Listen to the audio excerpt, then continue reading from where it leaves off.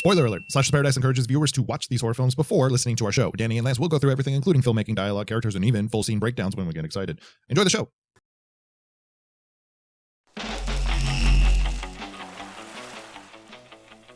Did you ever hear the one about the horror podcast that forgot to lock the file before recording? Well, guess what? It's true. That's right, your favorite tropical terror, the Paradise Slasher, hijacking the feed again. And I've got tonight's Slash Word Legend. Why? Because urban legend may be messy, may be dated, may be full of 90s angst jackets way too big for anyone's shoulders, but it's got a slasher. And that's all I need. A hooded killer, some clever kills, and Jared Leto trying to act like he's not in a horror movie? Chef's kiss. And come on, Rebecca Gayheart. Iconic. That scream, that stare, that hair. You can keep your Oscar bait. Give me an axe-wielding psych major any day. Now, before Danny starts arguing that this movie barely qualifies, and Lance tries to defend the folklore accuracy like he's teaching night school, I'm gonna take my leave. But before I go, remember the rules, slashers. Every time Lance or Danny says the slash word legend, you take a drink of your favorite beverage. Whiskey, water, Windex, I'm not judging. The rules were Danny's idea, but the voice? All mine now. Alright, boys. I'll let you get to screaming about Joshua Jackson's hair and whether or not the parka is scary, but just know, I'll be listening. Like a good little urban myth. This has been the Paradise Slasher, signing off and slashing out.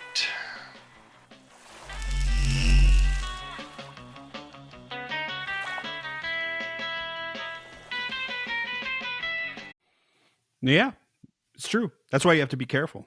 Seriously, I know a guy, this happened by the beaches where I used to go spring breaking when I was growing up. It's a true story.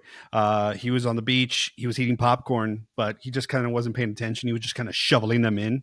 And some of the unpopped kernels, got into his stomach. And then he started sunbathing. And the sun, kind of cooked the kernels and they were popping him in his stomach. Yeah. What? Oh, he didn't die or anything. They just kind of just popped in there, and then he was able to digest them later, but it scared the shit out of him. That's not an urban legend. I don't know. It's the way I heard it. So be careful when you're eating popcorn. Again with the popcorn. Welcome to Slash's Paradise. That's Danny, and I'm Lance. We're talking urban legend. 1998. Danny, Lance, where were you in 1998? In 1998, I was. Were they already selling the not the conspiracy, the myth of Y2K? Were they already kind of pushing that agenda? Were we already kind of fearing the millennium? I don't know. 1998, though, I was very much watching wrestling at that time. That was the height of the Attitude Era. So 98 was fun for me. I was already ingesting a bunch of horror movies. So I was well on my way to being the horror movie fan that I am today. That's where I was. Where were you? Pretty much the same. I was big into sports, playing a lot of baseball and stuff then, but yeah, I was really into the horror movies and stuff. I had an older brother, older sister, kind of throwing it all back down to me. They were getting the theater experience at this point. I was like 10 years old in 98. So I wasn't old enough to go. Mom and dad decided, good on them, because I would have been shitting my pants in the theater at that point. But yeah, 98, what an interesting time. H2O came out this same year, a month before this film.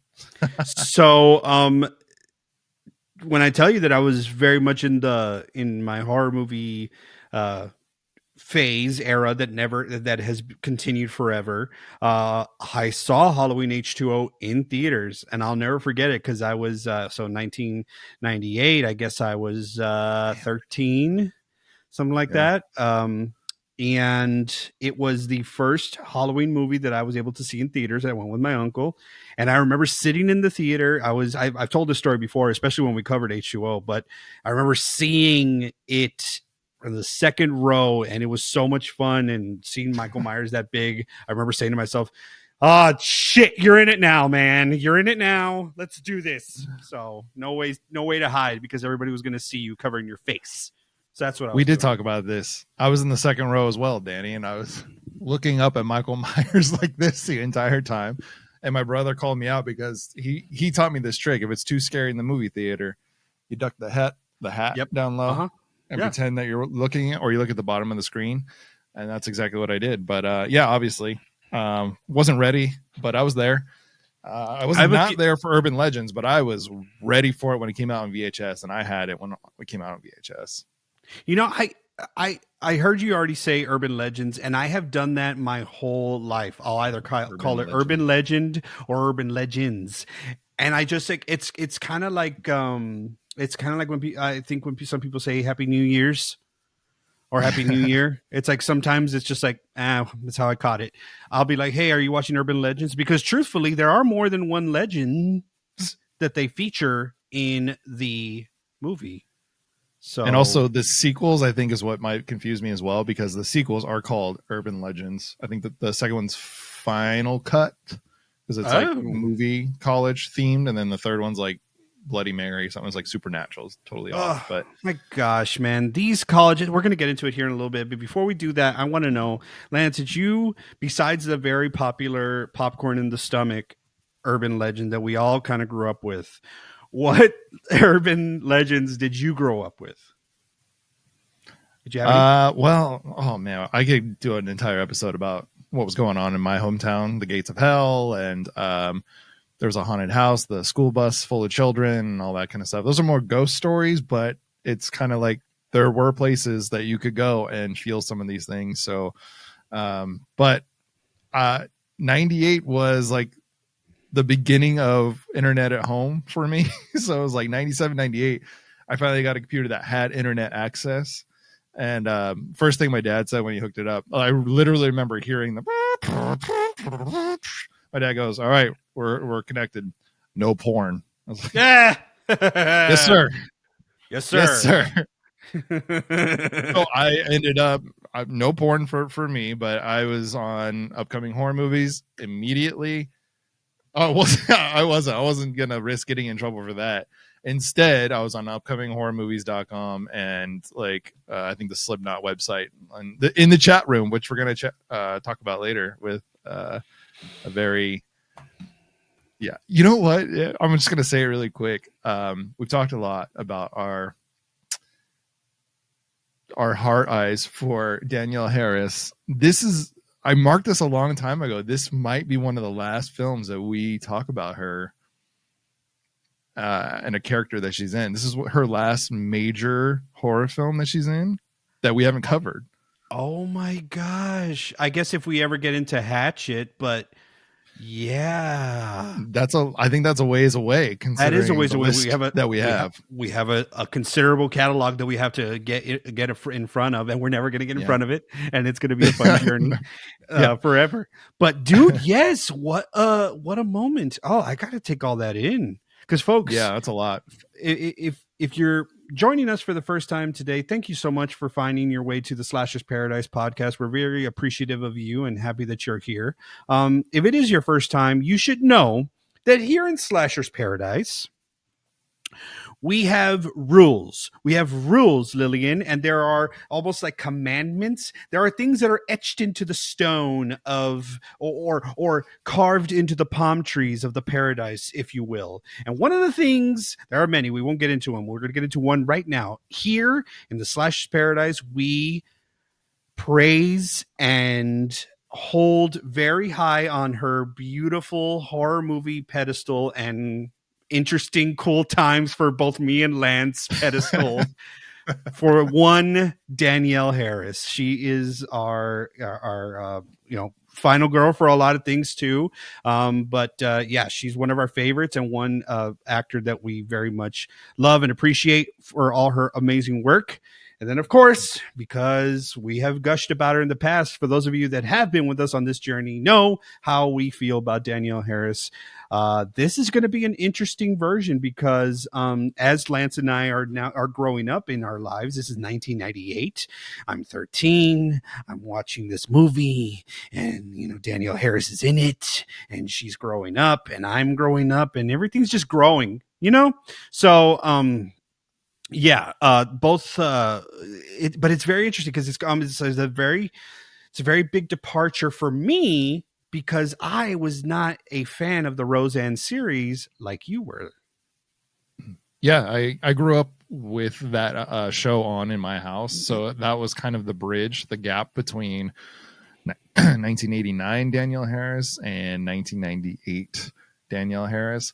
So again, we've talked about this before. We're just gonna, I guess, briefly touch on it again. We've grown up with this girl, so we saw her at all these ages. She is older than us, so we saw her growing up. She was just the older, sweet girl that we saw in all the movies and all the TV shows that we were watching. Even Don't Tell Mom the Babysitter's Dead. You know, she was the troublemaker. Like we love her in everything. So it's just like kind of this funny thing. She's been a huge part of this journey for us over the last. You want to even talk about 5 years?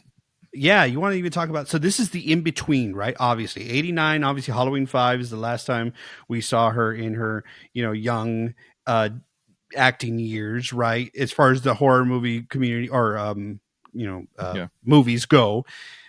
Then she introduces us to her 1998 Danielle Harris and her goth phase and everything like that. Then there's the big jump into Danielle Harris and Rob Zombie's Halloween, where honestly, she just kind of cemented a lot of things for a lot of boys and men who were fans of her for a long time. So there's definitely a trajectory here, but we are talking about her here in the, I guess, the in between, the transition period into her young womanhood, and that was it was interesting because because she's kind of rocker-ish, right? On Roseanne, but she's kind of like alternative, right? Like grunge. Say alternate, yeah. She's like alternative. I wouldn't go too far into it, but always had a jean jacket and kind of like a rocker hairstyle. But she was like a troublemaker, you know what I mean? Okay. Like, yeah. But not, she was cute. She was cute in that and like fun to watch. You know what I mean? But not she was black not goth. lipstick. No.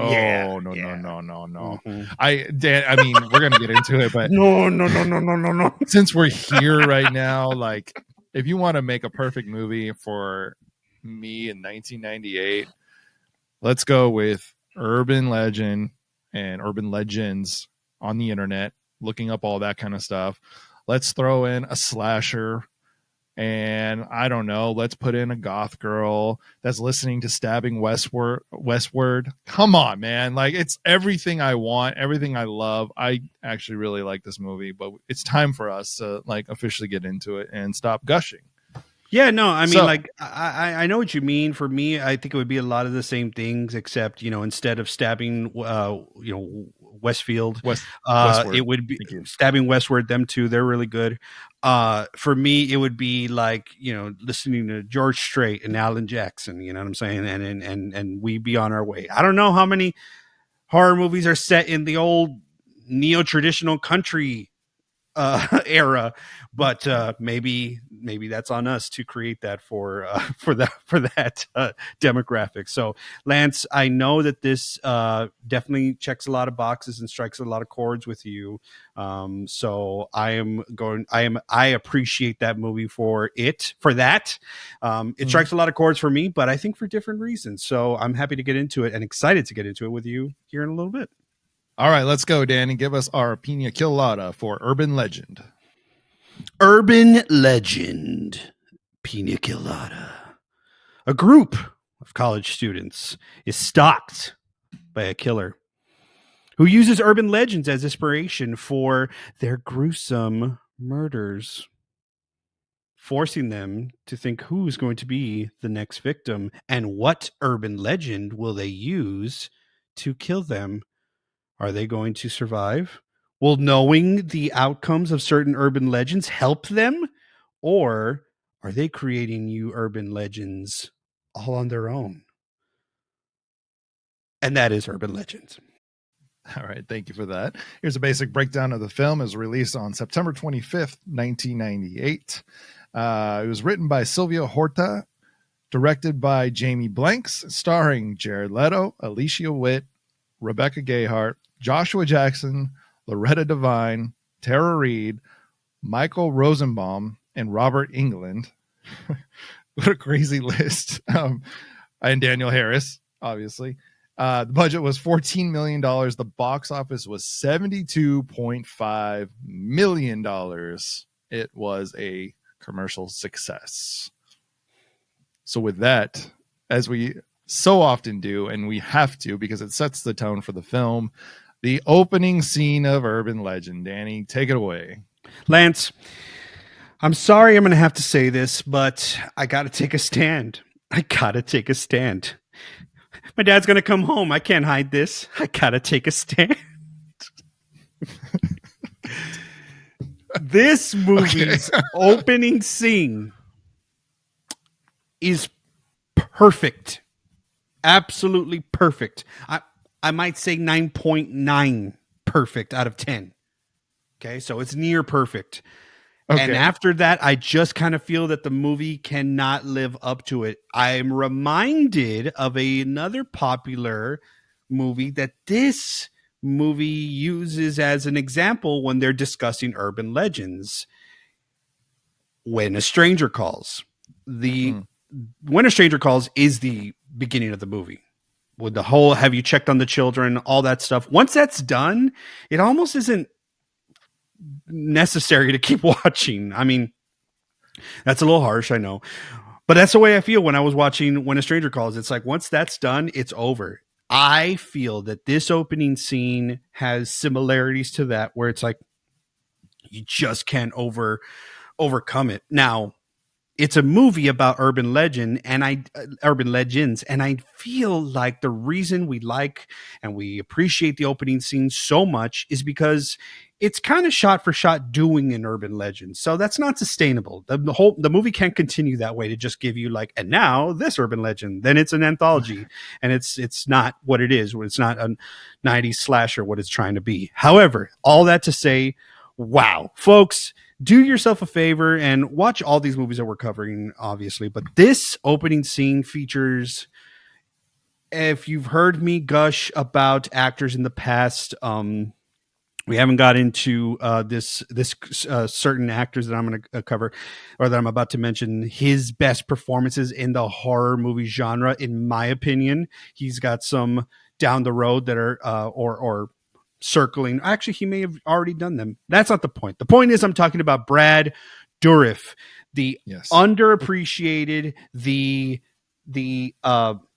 unsung hero of a lot of amazing movie moments. Of course, I'm talking about the voice of Chucky, Charles Lee Ray himself. I'm also talking about Billy from One Flew Over the Cuckoo's Nest, and I'm also talking about the Gemini Killer from Exorcist 3.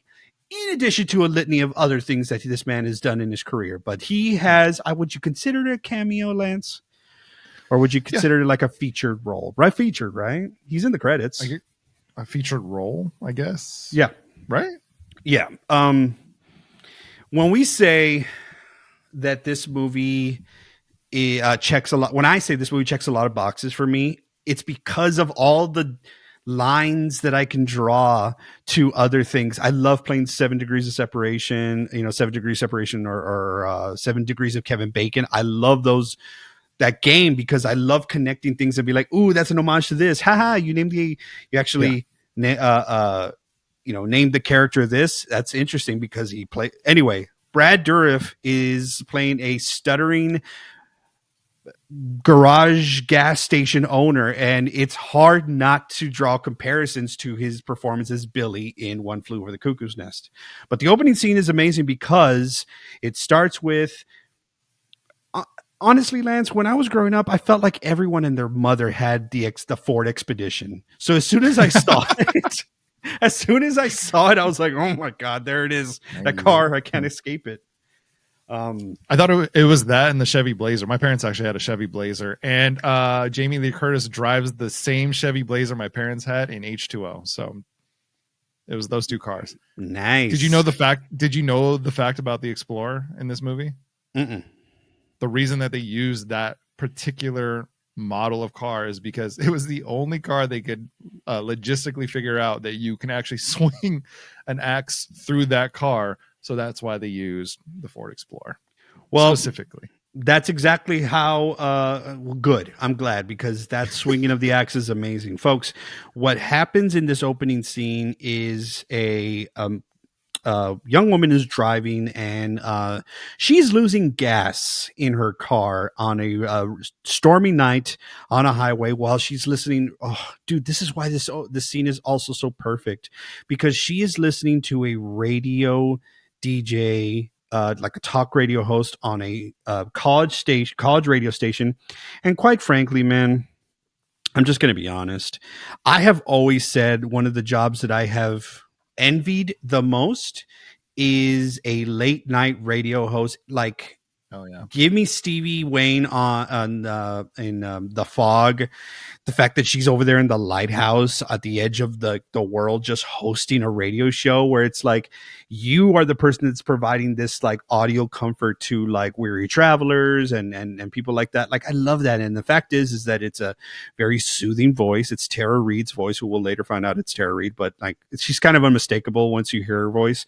And it's perfect. It's honestly perfect. Cause like, I don't know about you, but on long drives, especially road trips or anything like that, where I'm driving across country, it depends, right? I don't need something like if it's like 2 or 3 in the morning and I'm still driving, I can't have like ultra soothing voices because it just put me to sleep. And then I'm going to drive off the, but in this case, it's nice. It's an accompaniment to the rain, to the storm. Right. And what's funny to me though, and kind of like dings the opening scene, is that this woman is losing gas at an alarming rate, because that it's like there's a hole in the gas tank. But anyway, she has to go to a gas station to start, or at least to save herself and fill up and get some gas. So pretty normal right off the bat, right? Sure. But there's something going on. Something strange is happening. What is it? You're right. You guessed it. It's the fact that gas is $1.14 a gallon. Yes. Oh, I didn't even notice it. I meant to look at that too. Holy moly. How big's your gas tank? Well, if you have a 16-gallon gas tank, a 20-gallon gas tank, all you need is that amount of dollars and you will be able to fill it up. Isn't that freaking nice? Times that by 3 nowadays. Oh, Jesus. But what's so great about, a lot of these iconic horror movie scenes is everything that adds to it. It's like the rain is perfect, and she's singing to music on the radio, and that has already been spoofed and stuff like that. Anyway, she gets to the gas station, and a very creepy, long-haired, stuttering Brad Dourif makes a very startling appearance to her, scares the shit out of her, and you're already on edge as the audience. You're already on edge. You're like, all right, I've seen this play out before. The creepy, gas station attendant is going to murder me, right? So he's just asking her like the nicest questions because he's sweet and he's Brad Dourif, but he's got the stutter. He's Billy. So he's like, run out of gas. And it's like, yeah, actually I did. Thank you so much for being so, concerned. But the fact is that he stutters it out. He's got long hair in front of his eyes. It's raining. And so it comes off more creepy than it's supposed to. Yeah. Also, did you notice that are they in Oregon? Because he's going to pump the gas. Like, she refuses to get out of the car and she puts her huge MasterCard. Did you see the logo on the card? It's so massive. So she just kind of sticks that out there. Like, yeah, go ahead and fill that up for me. And that's it. And then, is it still the law in Oregon today that you can pump your own gas?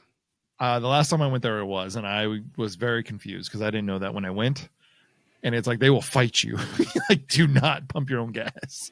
That's kind of nice. But I do remember at least that time there were still full service gas stations, at least in my small hometown. So it didn't strike me as odd, but yeah. I've never had that growing up. So the only time I've ever had that was in Oregon a few years ago. As a matter of fact, I made a point to to write it down. They are in Maine, I think, because some of the license plates are from Maine. So, yeah, what's the school? It's like an Ivy League school, right? A private school. I should know. I went to one. My God, no. But anyway, look, Wildlands gets that for us. Or at least we think. It's not for sure that it's in Maine, but there is very much a Maine license plate on one of these vehicles. So she runs out of gas, gives the gas station attendant Brad Dourif a huge credit card to fill it up. Starts to fill it up, opens the nozzle and starts pumping the gas. But we see that he looks in her back seat. And he just looks.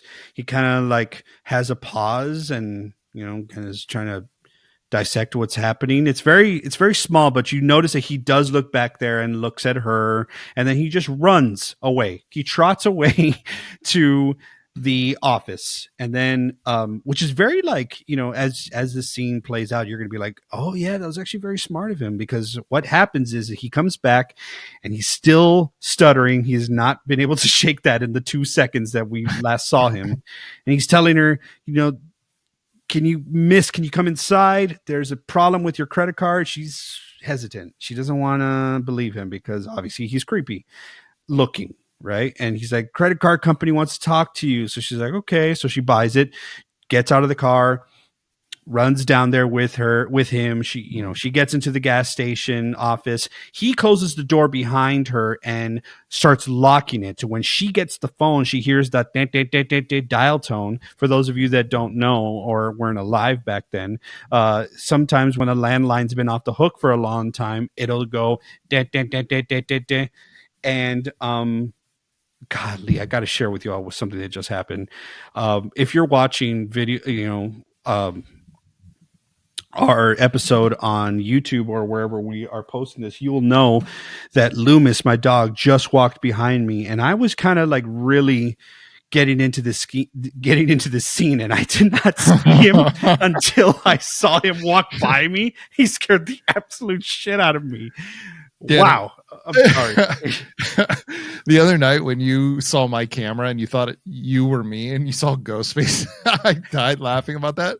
Hours later, thinking about like Danny was legitimately scared, thinking Ghostface was in the room with him. Yeah. That's hilarious. I mean, he just decided to creep me out. Oh, anyway, I love it. I love several times. The school was Pendleton University, by the way. The ones that I can find are in Oregon, California, but I believe this is on the East Coast. I'm not sure. I'm guessing Maine or a similar area. The movie was supposed to be, and there's a big storm in the beginning, but the hope for the movie was that it was going to be dead of winter and there was going to be snow. And then they were like, well, we have to shoot in the spring, unfortunately. And they really considered doing like snow machines and trying to make everything look like snow, even though there was none. And then they're like, we just can't solidify that. We can't really do that. So they did end up scrapping the whole winter scene. But this is a slasher film, and we will get into the slasher in a minute. The look of the slasher was based on what the movie was going to be and when it was supposed to be in winter. So that is something that did get scrapped. And you imagine this movie, though, like a little bit of snow as well. Yeah. Pretty cool. Kind of would give off some Thing vibes. Not to say that there have been other movies that have been shot in the snow, but for sure that. So as the scene continues, she realizes that she has to, fight or flight, and she decides to fight because Brad Dourif lunges at her, and he still can't really get his words out quick enough, and he's trying to tell her something, but she does not want to listen. So she fights him. She actually hits him with a freaking telephone. Or punches him, I think, and with the telephone breaks the window, gets out of the window. She's trying to leave, and it's actually like kind of brilliant. As you're watching, you're like, oh, I've seen this play out before, in the sense of like, the killer is trying to get the girl, and she usually like does something stupid and gets tripped up. This one is like 1, 2, 3, boom, boom, boom. She does all the right things to get away from him. Yeah. Runs back to her car. He's still trying to get it out, like, the words and stuff. So he's unlocking the door to run back to her.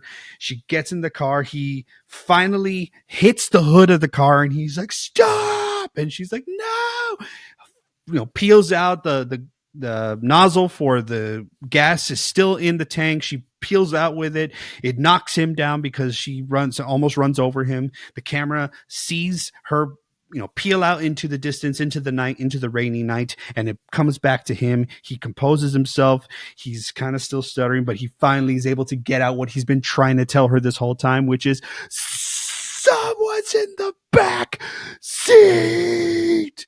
And they amplify seat with like, you know, the surround sound and shit. Like they really pump it Yeah. up, because this is, if I'm sorry folks for those of you that are just listening audioly, but this is exactly how I watched that scene for the first time.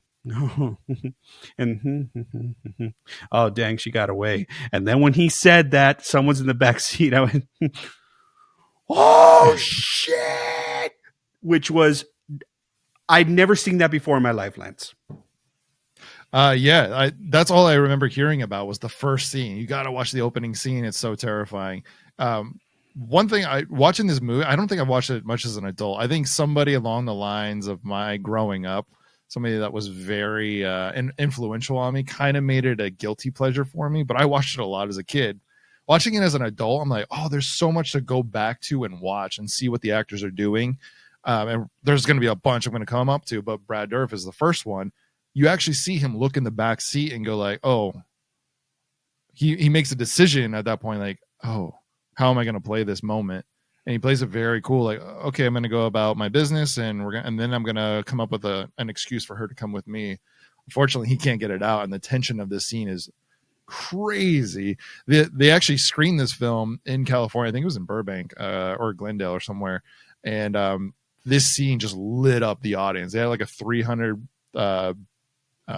crowd audience, 300 people audience or something like that. And they said it just lit up, and they're like, oh, we're in for something good here. They didn't have to retool this film at all because the crowd ate it up so much. This movie was actually made with a lot of love. But yeah, there's a lot. Not only can you go back and watch what the actors do and a lot of the choices. There's a scene later with Robert Englund that I think is just brilliant. It's just like one little thing. If you watch him in this massive scene, you're like, oh, he knew the whole time. You know, if you go back and watch these things, you're going to get so much more out of it, including like sprinkled in urban legends. This opening scene just sets you up for like, holy shit, that is the exact urban legend. And it played out, and it's getting played out, and it's scary and terrifying, and I'm ready for the ride. And it's not even over yet. Now we know Michelle is the girl's name. She's driving away from the panic, from what she thinks was the real threat. And we know that somebody's in the back seat. I love when the audience knows something so terrifying for this character that we're watching. Like, oh, how's it going to happen? You know? And it happens from the back seat, this cool silhouette, the way it's shot, like, so many times you can really set the tone with your opening scene. It's just where we're going. Every episode now is like, oh man, how did they shoot that opening shot? Was it quiet and did it set up the movie and the setting, or is it just like fast paced and holy shit, I'm in for a ride? The silhouette that comes up from the back seat while she is panic singing, trying to calm herself down and get back to normal. Like, okay, I survived a traumatic event. I'm out of here. I'll figure it out later. This silhouette comes, and it's this big hooded figure lit up from the back with an axe. That's terrifying, dude. Like, oh my gosh, yes. I think we are experiencing that. Oh man, it's such a cool scene. It's such a great opening. When I tell you that it was like 0.9, right? Like it's almost perfect. It's just me like, what we've seen in a lot of these slasher movies, at least to this date, is for the most part they are they're depicted smart, right? The killers, right? Mm-hmm. I just I don't know where you're mentally at to kill the driver that is driving the vehicle just to knock their head off. It's like, do you grab the wheel right after that to kind of like make sure that you don't pull off into the ditch? It is raining after all, but anyway, you know, that's just me, you know, nitpicky. I personally, if I'm in the back seat and I have an axe, I would be like, ooh, who's going to drive the car? Okay. I just got to be quick. And then like jump and, you know, take control of the vehicle after that. All right. So from there, we get to meet our actual cast of characters, and we're at Pendleton College, which we've established. We meet Natalie, Brenda, Damon, Parker, and Sasha.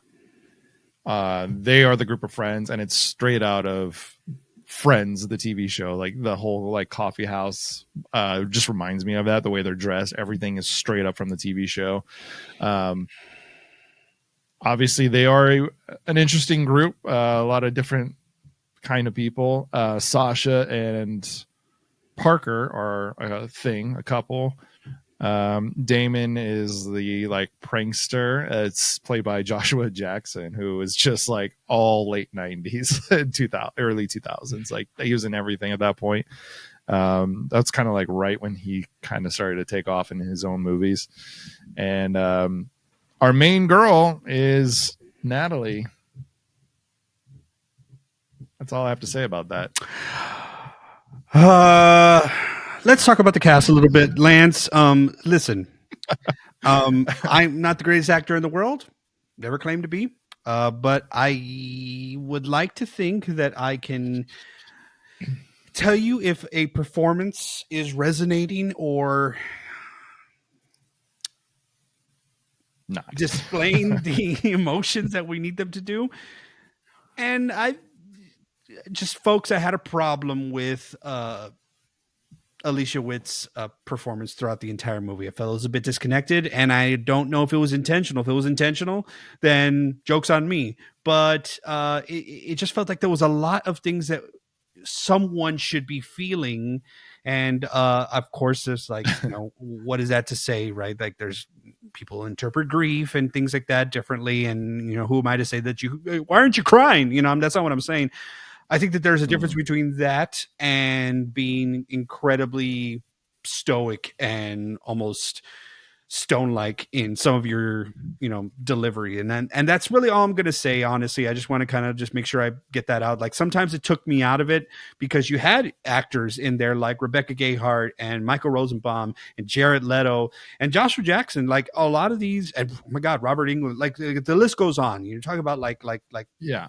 seasoned actors who are definitely Jared Leto's an Academy Award winner, right? So what's happening here is like it's almost unmatched, and it's almost very obvious that it's different. Okay. But what I do want to say really quick before we move on about the entire college scene, I said this when we did Scream 2, and I'm going to say it again, man. In 1998, I'm starting to obviously think about college, maybe, or at least I'm looking at like, this is going to be what college is going to be eventually. And it's not fucking fair, man. These movies set too lofty expectations of what college was supposed to be.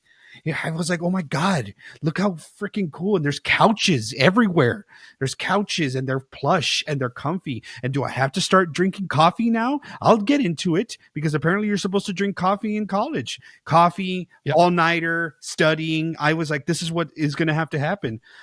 So my college was very sanitary. It felt very like, a lot of mauve and painted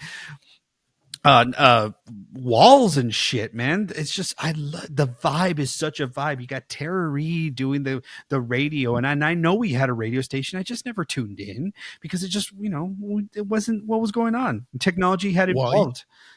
I highly doubt your radio station was talking about what Sasha is talking about, which is sex late at night. But I digress. Perhaps not, but I would have liked the option. Imagine what university would let a student get into that. I just can't imagine. That didn't even register. Now that just as you say it now, it's finally like, yeah, this is a university channel. This is a university radio station. And she's just out there like, hey, are you all stuck in a sexual position?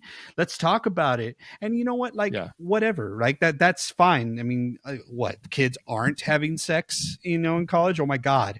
But at the same time, it's like, yeah, that is interesting. But it's the college radio station. We're not here to censor anybody, man. Peace. You hear, that's where the revolution started, the college radio station. But yes, dude, the vibe was amazing. Absolutely amazing. You're going and getting coffee. Freaking Jared Leto's wearing an army green jacket. I'm already in. That's what all my headshots are in, that jacket. But I gotta say, Joshua Jackson is definitely in a lot of movies at this point in his career, and he is definitely making a choice. Maybe obviously it's the director with that hair color, but this is the one thing that got right about college. I felt like there was almost every crew had one guy who bleached his hair. either fully or tips. Yeah. This was like, what was cool about this to me is, yeah, that was 100% a thing back there. And there's always one guy in every group, but this had been grown out just a tad. This wasn't like done for the movie. You know what I mean? Maybe it was another role he did or something, but you can tell it's started to kind of grow out. So it made it more natural looking and like very real college experience, which I appreciated and thought was really cool. I didn't recognize him at first back then, and I knew who he was from other movies, obviously the Mighty Ducks. It's Charlie Conway, but I really maybe. didn't recognize him. It is, right? What we'll say about like the main girl, she's just so wooden compared to this group of friends that she's with. I just don't see her in that group of friends, and they seem to like her. You know, it's almost like she's got a leadership role in that group. She is the focal point. That makes sense in the movie, but there's just something about her that's so wooden and like hard to kind of get into and just believe, because she's got characters around her. Everyone's got a character going on. Yeah. And I like her group of friends, you know what I mean? I'm like, oh, I want to see where these guys go, what they do, you know? Well, let me, I haven't mentioned Paul, who's like he's not really in the group. Jared Leto's character is Paul. He's like the writer, you know, he's taking his writing very seriously. But even when he kind of comes in and starts going at it with Parker, he's kind of got this outside edge, and he's a bigger character. Like, and there's a lot of intrigue with him. There's intrigue with Parker. There's intrigue with Joshua Jackson's character. I was like, I'm interested in all these characters except the main girl. She just does not fit in this movie for some reason. She does not fit with this crew. But is that another line comparison, homage, coincidence that is right in front of us? We have Jared Leto playing Paul. Has Jared Leto played a Paul before around this time? Very shortly, he would be playing Paul Allen. And I'm going to tell you all, if you have watched American Psycho as much as I have, I freaking love that movie. It's fantastic. Just amazing performances. Christian Bale is one of my favorite actors of all time. Jared Leto has a lot of Paul Allen in his delivery, and it might just be Jared Leto, right? Honestly, it just might be the way I haven't watched Morbius. I haven't got around to that. However, there is so let me get this straight. And I'm like, are you on your way to Wall Street after this movie? Because you are playing a completely different character, but you sound the same. So we got that, right? I already mentioned Brad Dourif's stuttering character is very much Billy from Cuckoo's Nest. What else do we got? What else is right here in front of us? I don't know. Let's see. Joshua Jackson is eerily similar to the character he plays in The Skulls. Is there any sort of connection to The Skulls in this movie, Lance? Yeah, it was actually filmed at the exact same location, the same school. What the hell's going on? Is this all intentional? Because this would be like an amazing sort of like realm, you know, world within the world sort of like message that if the director was hyper aware of this, I'd be like, oh my God, you were operating on another level and we're all over here. That's not even the only thing. I'm going to jump around. I'm just going to get them all out right now. Okay. Rebecca Gayheart. Good. You're welcome, Lance. Rebecca Gayheart is obviously in this movie. She plays Brenda. If you know what I just did. She plays Brenda, but it's just the image. It's the image of Rebecca Gayheart with the big eyes and the big hair in a college, kind of wearing some of the same colors, pastel-y. Where have I seen that before? Oh, is she just the same character? Did she transfer from her college in Scream 2? Maybe. All right. Is that it? Yeah, that's probably it. No, we have one more. We have at least one more. Tara Reid, character Sasha, she's out here doing her voice and stuff like that. And then just like out of nowhere, this is obviously later in the movie, just has a wardrobe change and looks identical to Tiffany, the doll in Bride of Chucky. Just almost identical, like with the boots and everything and the leather jacket. Come on, y'all. It's like, what's happening? So, hey. I'm just saying, if this movie was doing all this stuff intentionally, I love shit like that. I find it all the time. Yeah, so that's pretty much it. Well, I mean, is there actually one more, Lance? Oh, yeah. There's probably even more than that, but you have two more real quick. Okay. I just don't think that it's actually that, hidden of a fact that Robert Englund is in here playing a professor, and Robert Englund is, as you know, the very amazing actor who portrayed the man of all of our dreams, Frederick Krueger. I don't know, just kind of seeing him in a professor sort of capacity, official capacity, talking to kids and stuff. It's like, it's giving me Dream Warriors vibe, right? Okay, maybe that one's a bit of a stretch. Okay. Maybe that one's a bit of a Stretch. stretch, but here's the final one. And this one is blink and you'll miss it. There is one moment where they refer to the gerbil in the ass of a famous actor's story. And it's like, they say that in Scream. How many times you can hear that Richard Gere gerbil story before you start to believe it? Come on, y'all. Look at all those comparisons. Anyway, that's it. I love shit like that. Moving on. So 2 things. One, Joshua Jackson was also in Scream 2. I don't know if you forgot about that one. The house joke. Yeah, House 2. He's in it. Yes. Another one, when this trailer came out, it had my family and I convinced that this was a part of the Scream franchise. Not only the way the trailer looked, but the urban legend, the connection there. There was something about that. Like, we are all a little confused. Like, is this Scream 3? What is this? We didn't really know what was going on. Like, it was so similar in just the way it looked. But it's not. It's different.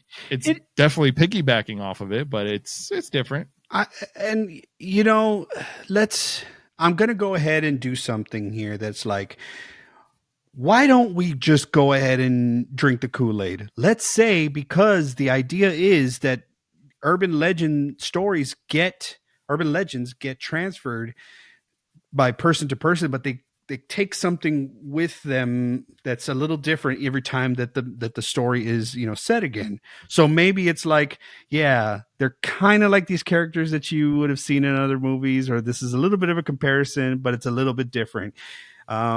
I don't know. Let's drink the full Kool-Aid and just say, like, that was hyper intentional. And it's like, whoa, what a masterpiece. I don't know. You could, if you want to, because that's the idea. That's the essence of an urban legend, is like, if you tell the story and then I tell the story later, it's obviously different. Yeah, I do think that there was a lot of details to this. Again, there's a lot of like hints at urban legends you'll miss. You won't even know. There's a reference to a song later, the roller coaster song, roller coaster. Say what? There's a reference there was an urban legend around that song, that there was a scream of a murder, or there was actually like 3 or 4 versions of this urban legend. Somebody mentions the song is playing. Danny, you want to sing it for us? Roller coaster of love, say what? So that song, there's a scream in the middle of the song. It's like a minute and a half into the song, and it's kind of in the distance. There was an urban legend back when the song came out in the 70s about the scream being recorded by accident, and it came from a studio of somebody being murdered in another studio. There was, if you look at the cover of the album that this song was on, there's a girl that's like drinking like honey or something, but it's not actually honey. It was like fiberglass, and the scream was her doing it. Like, they're taking the photo while they're recording, and it's her screaming because she was getting burned by fiberglass and all this other stuff. In the movie, they say it's an actual recording of a 911 call. It's not. It was just like the keyboard is. It's been completely disproven, but it is an urban legend that they reference, and it's the Miss version of that urban legend. So I think there is some brilliance to this where they throw in a lot of things. That's why I said, if you go back and watch it, there's even a character that wears like a ribbon around her neck, and that is a reference to, I think it's called The Girl with the Green Ribbon or something like that. I don't know the legend. I got to look into it, but there's a lot of little brilliance in this movie. So I think that's why I like it. I always like movies that are very creative, and that creativity can kind of make up for certain things. But I like this movie anyway, even if you miss those things. I didn't know those things as a kid. I watch it now as an adult, and I'm like, that's fucking rad. I love that. I love that I can go back and get so much more out of it. Lance, that's absolutely fantastic, dude. Like, I honestly did not know that. And I probably could have, if I would have spent some time in the IMDb trivia or something like that,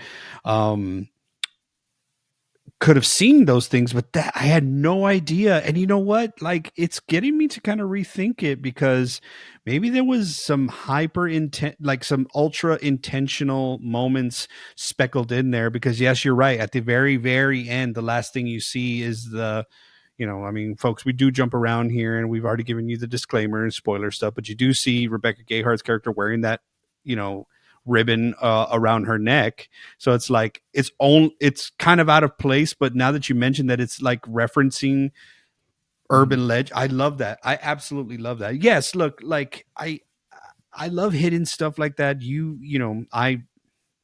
Like I mentioned, like try to draw comparisons and connections to like characters and actors and like references in other movies. But yes, like, I mean, one of the reasons that I really love Haunting a Hill House is because you were trying to find all the hidden ghosts and shit. So like all these like hidden references or like subtextual references, that's fantastic. But let me just say one thing really quick about, Senor Professor Robert England. Look, swear folks,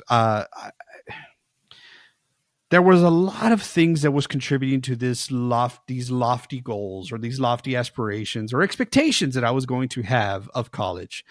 It wasn't just the vibe that Scream 2 and Urban Legend were creating. It wasn't just that. It was also some of these like lecture halls, and the vibe of Professor Wexler, his lecture hall with his like demeanor. And I'm like, oh man, all my professors in college are going to be like these like academics and stuff. Like they're going to wear bow ties and they're going to be like, is that right? Well, quaint, and it just didn't play out that way, obviously. But what I would have given to attend that lecture by that professor, Robert England. Oh my God, dude. Like these, I'm like screaming at them. I'm like, y'all don't know how good you have it. And they're just like, dicking around because they're kids and stuff. And it's like, hey, man, I'm going to, be a dick to the teacher and stuff. And he's over here like giving an amazing slideshow. I would be absolutely enthralled. And I say that obviously now because like hindsight, I probably would have been a dick just like these kids were, because they're young and stupid and they don't know what the hell's going on. Right. But man, wow, what a vibe. And he's up there and he's got the glasses and you're like, that's fucking Freddy Krueger. Why don't you all listen to him? Huh? Write a note. Anyway. And to piggyback off of that, we've already seen Brad Dourif, so we've got our Chucky. Now we're seeing Robert Englund, so we've got Freddy. And right after we meet Wexler, which I want to get back to him right now, but we have Daniel Harris. So we have a nod to Michael. I'm going to watch the movie again after this. I actually really want to buy the Scream Factory version because they have a 2.5 hour documentary about this. And I can't wait to watch that. I watched like a 45-minute version of it. Can't wait to see the whole thing. But we have a reference to everyone. I wonder if like Jason's in there somewhere too. You know what I mean? Like again, with that brilliance, like the casting and everything, I'm just like, oh, they did a really interesting. I wonder if all this was done on purpose. But in this scene, we're talking about urban legends, like convenient much. It's another convenient thing. There's a lot of like mechanisms in this movie. This is one of them where it just happens to have an entire class apparently about urban legends. And just the way he tells the story about the babysitter, like it's the most common, probably the most common urban legend. Danny already mentioned there's an entire movie. Well, there's a great short film based on that urban legend. And then there's a whole other movie that follows that for some reason. That doesn't make any sense, but I'm talking about When a Stranger Calls. Hi, Loomis. Hey, Loomis has joined the pod, everyone. Say hi. Sorry. You're just making me nervous. But it leads to what we think is going to be like a second death scene, and that's Joshua Jackson's character comes in and Wexler. What is it, Wexler or Rexler? It's Wexler, right? Wexler. Kind of puts the threat out there, like, come on up. Let's talk about the urban legends. You've heard of it in your small town, right? Yeah, it's never actually happened. Come on up. Here's some Pop Rocks. Have a snack. He actually calls up Brenda because Brenda's kind of like being a jackass in class. His phone rings, which sets something up for later, but she starts laughing. So he says, come on up. Here's some Pop Rocks. Here, have a snack. Now here's a Pepsi. Fun fact, that's the first time the blue Pepsi can ever appeared in a movie, by the way. The 90s blue can that we all grew up on. Wow, I didn't know that. That's fun. And she won't take the Pepsi because there's an urban legend. If you mix Pop Rocks and soda, your stomach will explode. So I mean, I heard it with Mentos, but I guess it's the same. I mean, like that will happen, right? Well, that will happen. Yeah. I mean, That well, will not happen. like an explode. It's like your intestines explode. Like it's a gory, it's your death basically. I mean, with Mentos, you're just going to throw it up immediately. But, what's Joshua Jackson's character name?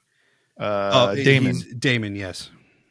So Damon has established himself already as like the jokester. Now he's going to establish himself as the prankster. He goes right up there, takes the Pop Rocks, takes the Pepsi, drinks it, and Robert Englund goes, see, nothing wrong.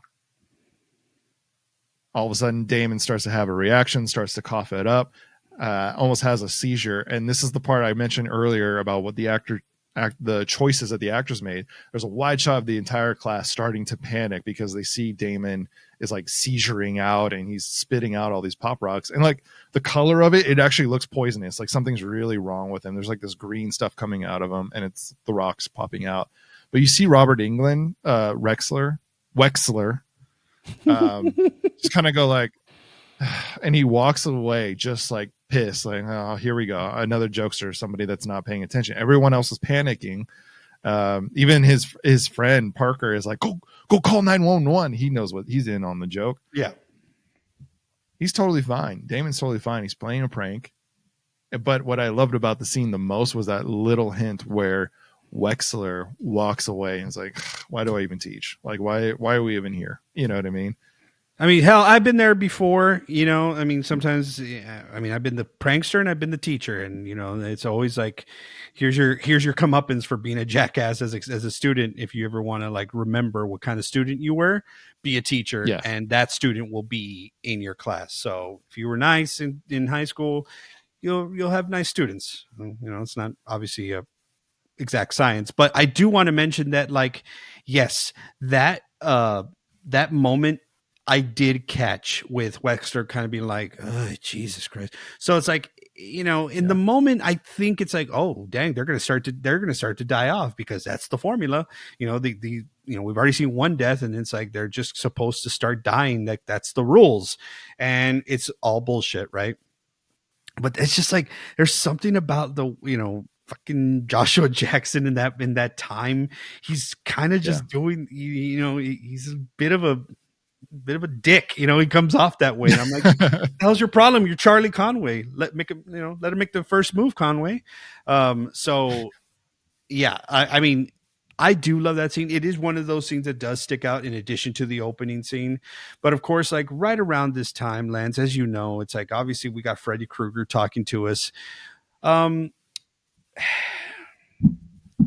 If you're not ready to see Danielle Harris in the way she's introduced in this movie, it will catch you off guard. You have to. Can I paint one picture, please, folks? With as much detail as you can, Danny, please. I'll try my best. You have to realize, and you know, go listen to Halloween 4 and 5 episodes. Me and Lance make no, you know, bones about it. Danielle Harris was a huge crush.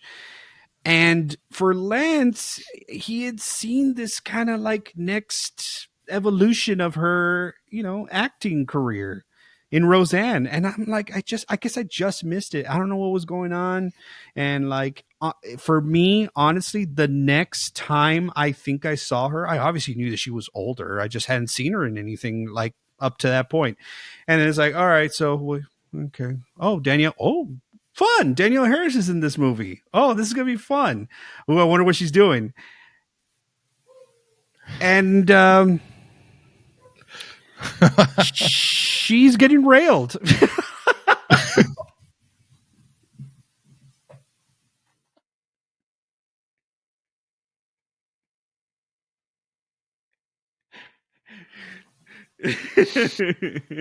No.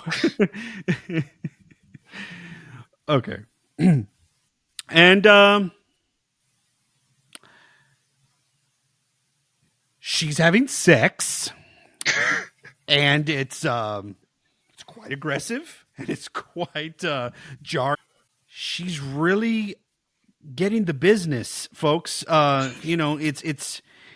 It's a very natural thing. She's having sex, but she screams at you. It felt like she screamed at me. I know she's screaming at her at her roommate to shut the lights off because if you've ever been in a dorm or had a roommate or anything like that, there's like sock on the door or on the knob, don't come in or whatever. They didn't have a situation. They didn't have a system set up. She just opens the door and Danielle Harris is, in a position, and I wasn't ready.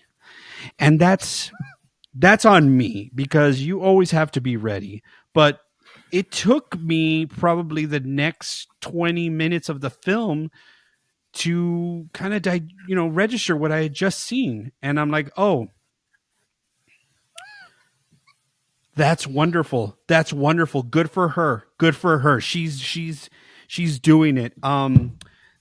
This did something to me, seeing Danielle Harris in the goth makeup and very much in the thralls of passion. I felt like I was growing up with her in that moment too. I mean, I was 13, so like, hey, rock and roll. So yeah, that was fun though, because it was very exciting. But was not ready. That's a fair way to put it, Danny. It's Natalie that actually walks in and they are roommates. It's the classic, like one half of the room is completely gothed out, black and purples and reds. And the other half is boring Natalie in college. And that's pretty much, it's the perfect like split. It's kind of funny. I wonder if it kind of influenced the Wednesday TV show. I watched half an episode of that. So, or did it influence Batman Forever and Two-Face's lair? Yeah. Think about the goth side and then the boring white pastels. Yeah, totally. So now we have an arrangement. Natalie just goes to bed while this is happening. I mean, as Danny put it, she's getting the business, but listen. Just put the headphones on and listen to time out. Listen to Tosh get listen to Tosh get 0.0'd. Listen, I have been in a similar situation with my college roommate in the sense of like, I could unlock the door if I want to. I have a fucking key. What is he going to do? And I opened the door and I saw, like, if the house is a rockin', don't bother knocking. Like I just saw like bodies and, the bodies hit the floor. I was well within my rights to go to my bed and put on my headphones. I was well within my rights, but it's just like, it just is going to be fine if you can't hear anything, but you can smell. I'm sure there's smells emanating from the other side of the tiny room. I'm not going to be in there to smell freaking hot Cheetos and sweat. So I was like, I'm out of here. So the fact that she just like, what, I'm not watching. Okay. That's not the only sense that is going to be, at play here, but she does. She puts her headphones on. Kids. Yeah, noise canceling was not a thing back then. This is a Walkman. These things like floated on top of your ear. Like they didn't go inside back then. Like there's no noise canceling. She heard everything. Yeah, she heard everything. I'll put it on this gun. And she put the CD player right on her pillow. Sorry, I don't just like not move when I'm sleeping or anything like that. But even if you would like whisper at a portable CD player, it would skip. So Yep. This was not. 100%. Yeah, we know what was going on. She was hearing all the humana, the hot bacon noises. Yeah, she heard it all. So whatever. There's a discovery in the morning of the lithium drug. Natalie actually discovers it, and it is Tosh, her roommate's, the lithium drug. I looked it up just to be sure. It's for like manic behavior or bipolar. So there's just kind of like a setup for that. I think I'm kind of curious if that has anything to do with our killer down the line. There is an interaction coming up, but so that's established. And then we kind of go into an actual urban legend, a second urban legend death. And that is, what's his name? Damon. Again. Damon. Yeah. Damon takes Natalie out for a drive, a friendly drive. Yeah, he's a And the way this shithead. scene's- He's a shithead, and he's like posing as like a shoulder to cry on. And I hate it. I absolutely hate it because you can see it coming a mile away. But fucking shit. Anyway, it happens anyway. But there's a hilarious scene, and at this point in 1998, this scene probably killed in the theater because there's a little show called Dawson's Creek that was all the rage back then, and it had a theme song. Danny, did you want to go ahead and sing it for us? I don't want to wait for our lives to be over. That's where I would stop it because I don't want to sing anymore. So that song, and it's a hilarious scene because it's like that's happened to all of us. You turn on your car on a date, and the worst song is playing, the worst song possible is playing. So he's trying to pick up on Natalie. We don't know that yet. We think they're just friends. You know, turns on the car. We've established that the car is a piece of junk, but it eventually comes on, and that song, that particular song comes on. Joshua Jackson was actually in Dawson's Creek, so it's a hilarious moment that the theme song from that teen bopper TV show pops on in the movie, and he's like, "Oh God, oh, terrible!" And his reaction is hilarious. You love him at this moment, like he's so fucking funny. It's a funny moment for him, like, "Oh God," because guys like me back then, kids like me back then, are like, "Oh, Dawson's Creek, I can't watch that. That's for whatever. That's for teens or whatever." So it was just it was a funny moment where he's just like, "Oh God, nobody wants to hear that anymore." It's such a crybaby show or whatever.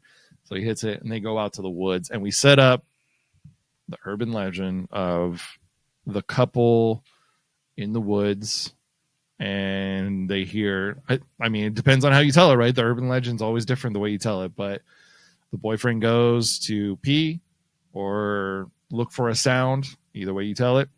The girlfriend's sitting in the car for a little too long. All of a sudden she hears drip, drip, drip, or she hears squeak, squeak, squeak, or she hears footprints on the top of or she hears a claw in the side of the car.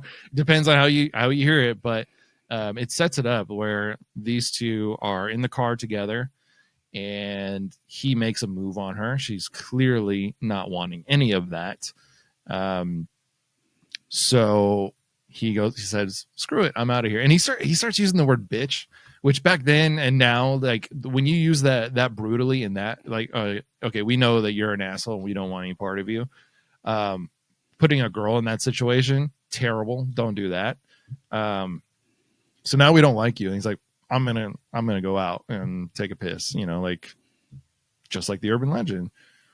And that's when he gets attacked by our slasher. This is actually our first death where we get to actually see the slasher a little more up close. He gets bagged from behind with a rope and strung up on top of the car. And Natalie's sitting there just kind of waiting. She's still in friend mode though. You know what I mean? Like she's kind of like laughing to herself about like where he is and how long he's taking. And then all of a sudden we get the crunch, crunch on top of the car. And Natalie has an interaction with the killer. The killer's trying to come in the car, and it's a wind up, which is, I don't know what has more tension, the old wind up window or the slow moving electric car windows that we have now. I don't know what is worse, because at least with the manual one, you can kind of go at a faster pace if it works properly. I've had ones that were slow no matter what, and then they get halfway up and drop on their own. I don't know about you. I'll tell you that in the ranch, I remember I have memories of, because folks, if you don't hit the groove right and actually, hit the radius of the crank, the manual lowering and raising of the window, you can jam your like wrist and stuff if you're going too fast. And I remember it being like, I may have messed up some, ranch trucks and stuff like that. But like one of the things was like, hey, I want to say something. And it's like, brrr, like sometimes I'll be able to like, and it's going down. But yeah, like, whenever you're pantomiming or trying to like mime what, can you lower your window? People still do that as an indicator. It's like, this is what I mean when I say can you lower your window? But yeah, we get a better look at the killer in this scene, and I wrote this in my notes. I might walk it back a little bit, but I'm going to go ahead and say it's like, it doesn't, it's not my favorite out of all the established slasher looks that we see, around this time. Of course, you see a hooded figure like that. And, the one thing about this slasher is that they don't have a particular weapon that they're attached to. So as you see them right away, they're giving off fisherman vibes from I Know What You Did Last Summer, just because of like, the look, it's like hooded and stuff like that. But it's just, it's a jacket, it's furry. And I just feel like every time I've ever worn a jacket with the, like that killer's got to be sweating in there. I'm like, they're sweating because it's warm and it's hot. But it just looks funny when someone's running in that jacket, and the hood, which is like, got the fur outline, it's just kind of like, it's just kind of like flopping and stuff. It kind of takes me out of it. And obviously here comes the big spoiler. Cause I think it's important right now for me to tell you who the killer is. We'll at least say that the killer's a woman. And sometimes like when Ghostface is running around and stuff, and it's like, you actually don't know if it's a man or a woman in the Ghostface costume. It's like, oh, that could have been Stu. That could have been Billy. That could have been Debbie Salt. You never really know because it's usually a stunt man who's just doing all the, the Ghostface work. In this moment, I was like, oh, that's Rebecca Gayheart.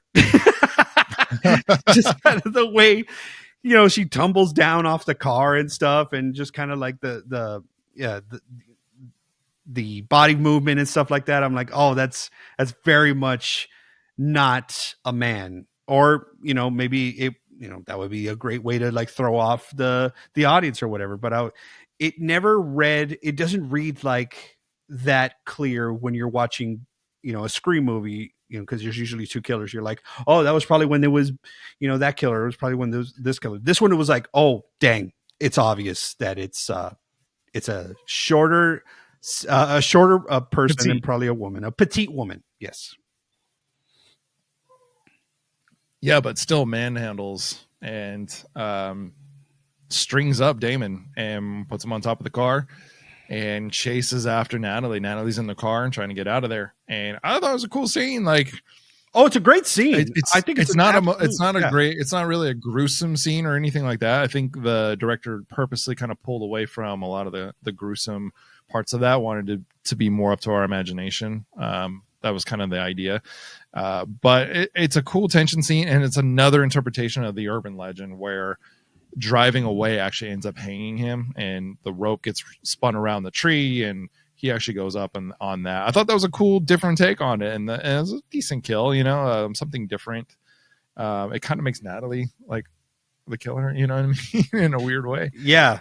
And that's like an underlying tone to this whole thing, because like obviously he gets killed while he's around. Damon gets killed while he's around Natalie, and then much to my dismay, of course, Tosh is going to die as well. But Natalie is, around. So there's like a sub context, sort of like a subplot rather, where it's like, we know that there's a killer who is doing this and is modeling them after urban legends, but the common denominator and what everybody's kind of like looking is like, well, Natalie's kind of attached, or at least in the vicinity, to all the victims. We'll even eventually draw the line to what her relationship to Michelle was, the first victim, which is actually a huge important piece of the entire movie. So that continues as we start seeing more people, die in the movie. And then eventually they don't keep that along. And it's like, okay, we know, the audience knows that Natalie is not, the killer. But it's like, she's almost like the harbinger of death. She's always there or around when the killer makes, their presence known. Yeah. And from this, it turns into the whodunit kind of a thing, or was that real? Everyone thinks that it was another prank.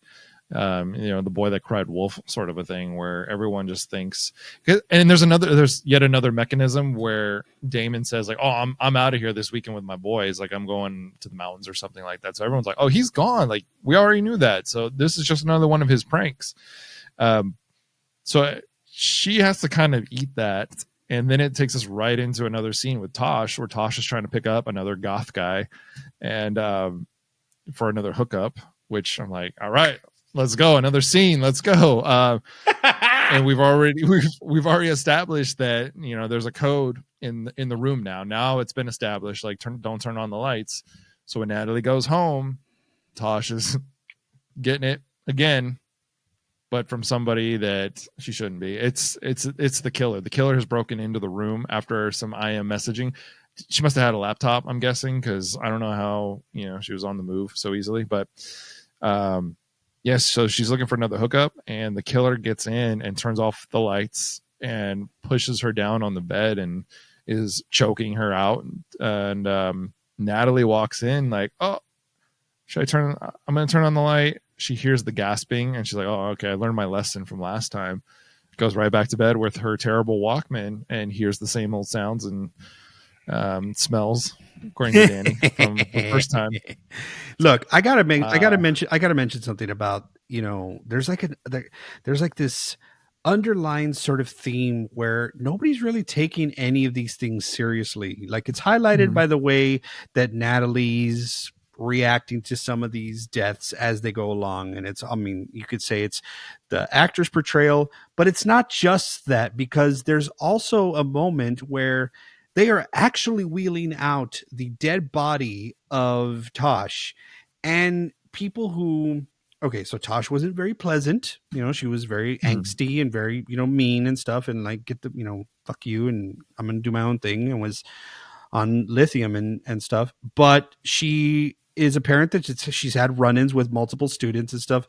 They are wheeling the body in a body bag out, and one student makes a remark like, careful, she's kind of looked like that her whole life, making a joke. Right? Making a joke to the coroners, right, the EMTs, as they're pushing her out, about a dead body. And I'm just like, wait, is this whole college devoid of any sort of compassion or empathy, or actually displaying any sort of remorse or sorrow for what's happening?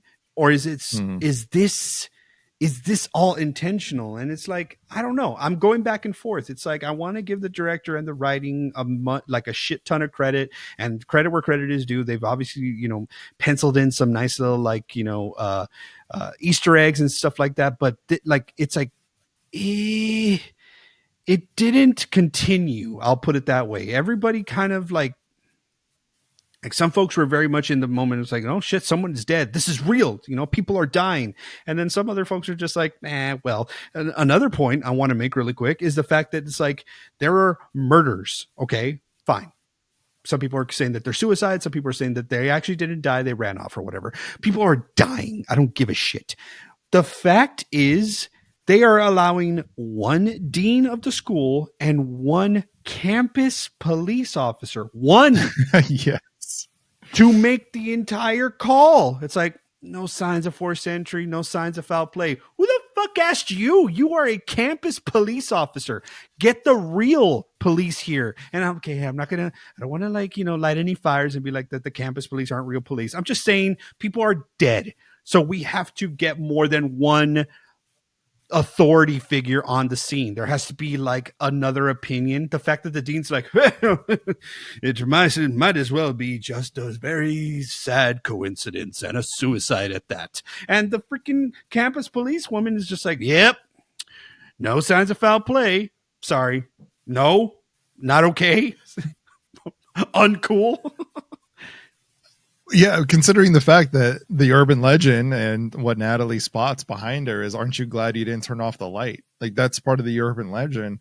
When the roommate or the person in the house is killed and you didn't turn on the light, they're killed right next to you. So there is foul play considered as a part of this. But what it leads to is like the investigation by Paul and Natalie. Now they're on the case trying to figure out, what's going on. They go after Wexler first. And it leads to the dean, and the dean kind of exposes who Natalie actually is, her connection to Michelle, and how she had a troubled past with Michelle from the opening scene.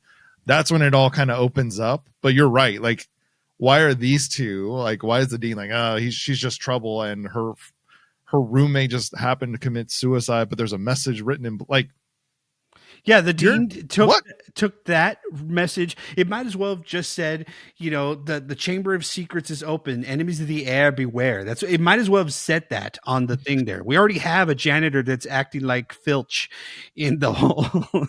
Filch, yes. There is a janitor that's giving off Filch vibes from the Harry Potter series. And he ends up being an incredible red herring. But I say incredible because he's got some deliveries of some lines that are just like phenomenal.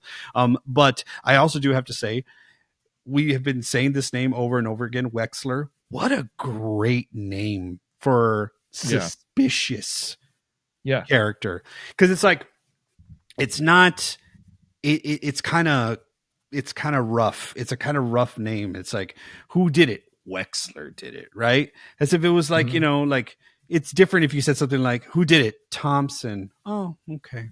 You know, Rogers. No. Yeah. It doesn't. It's different. Who is it? Professor Wexler. Oh, R is already a person of interest. We need to look into this guy because that's what happened. Yeah, 100%. It's like pointing. It's like, oh, the person that's teaching us about urban legends and has all these like tools and props to commit these murders in his office.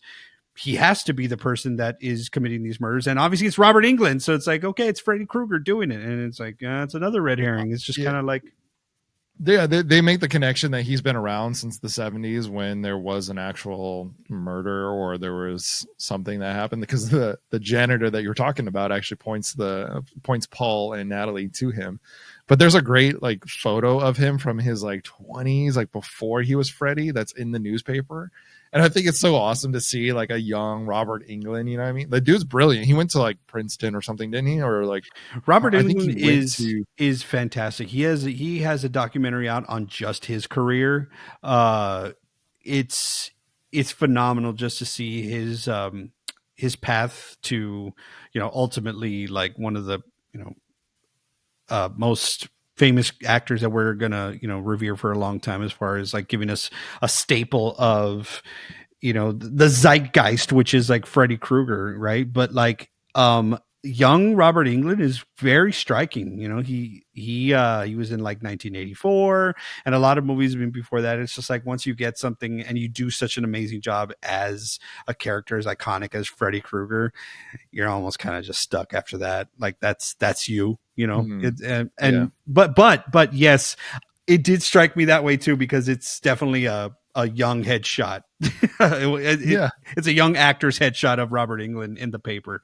But yes, we do have to mention that there's an underlining sort of thing throughout this whole a campus vibe about this like big massacre that happened a long time ago, and it has become a part of the lore of the campus so much that they actually fraternities are throwing anniversary bashes. So there's like I think that kind of adds to it, right? There's like you're gonna attend this college and you don't know about the murder that happened, so you're almost kind of accepting it. So maybe it's like it's a certain type of person that goes to this college, right? They're like, yeah, the massacre that happened there, screw it, I love it. They have a good chemistry department, I don't give a shit, right? You know, or whatever.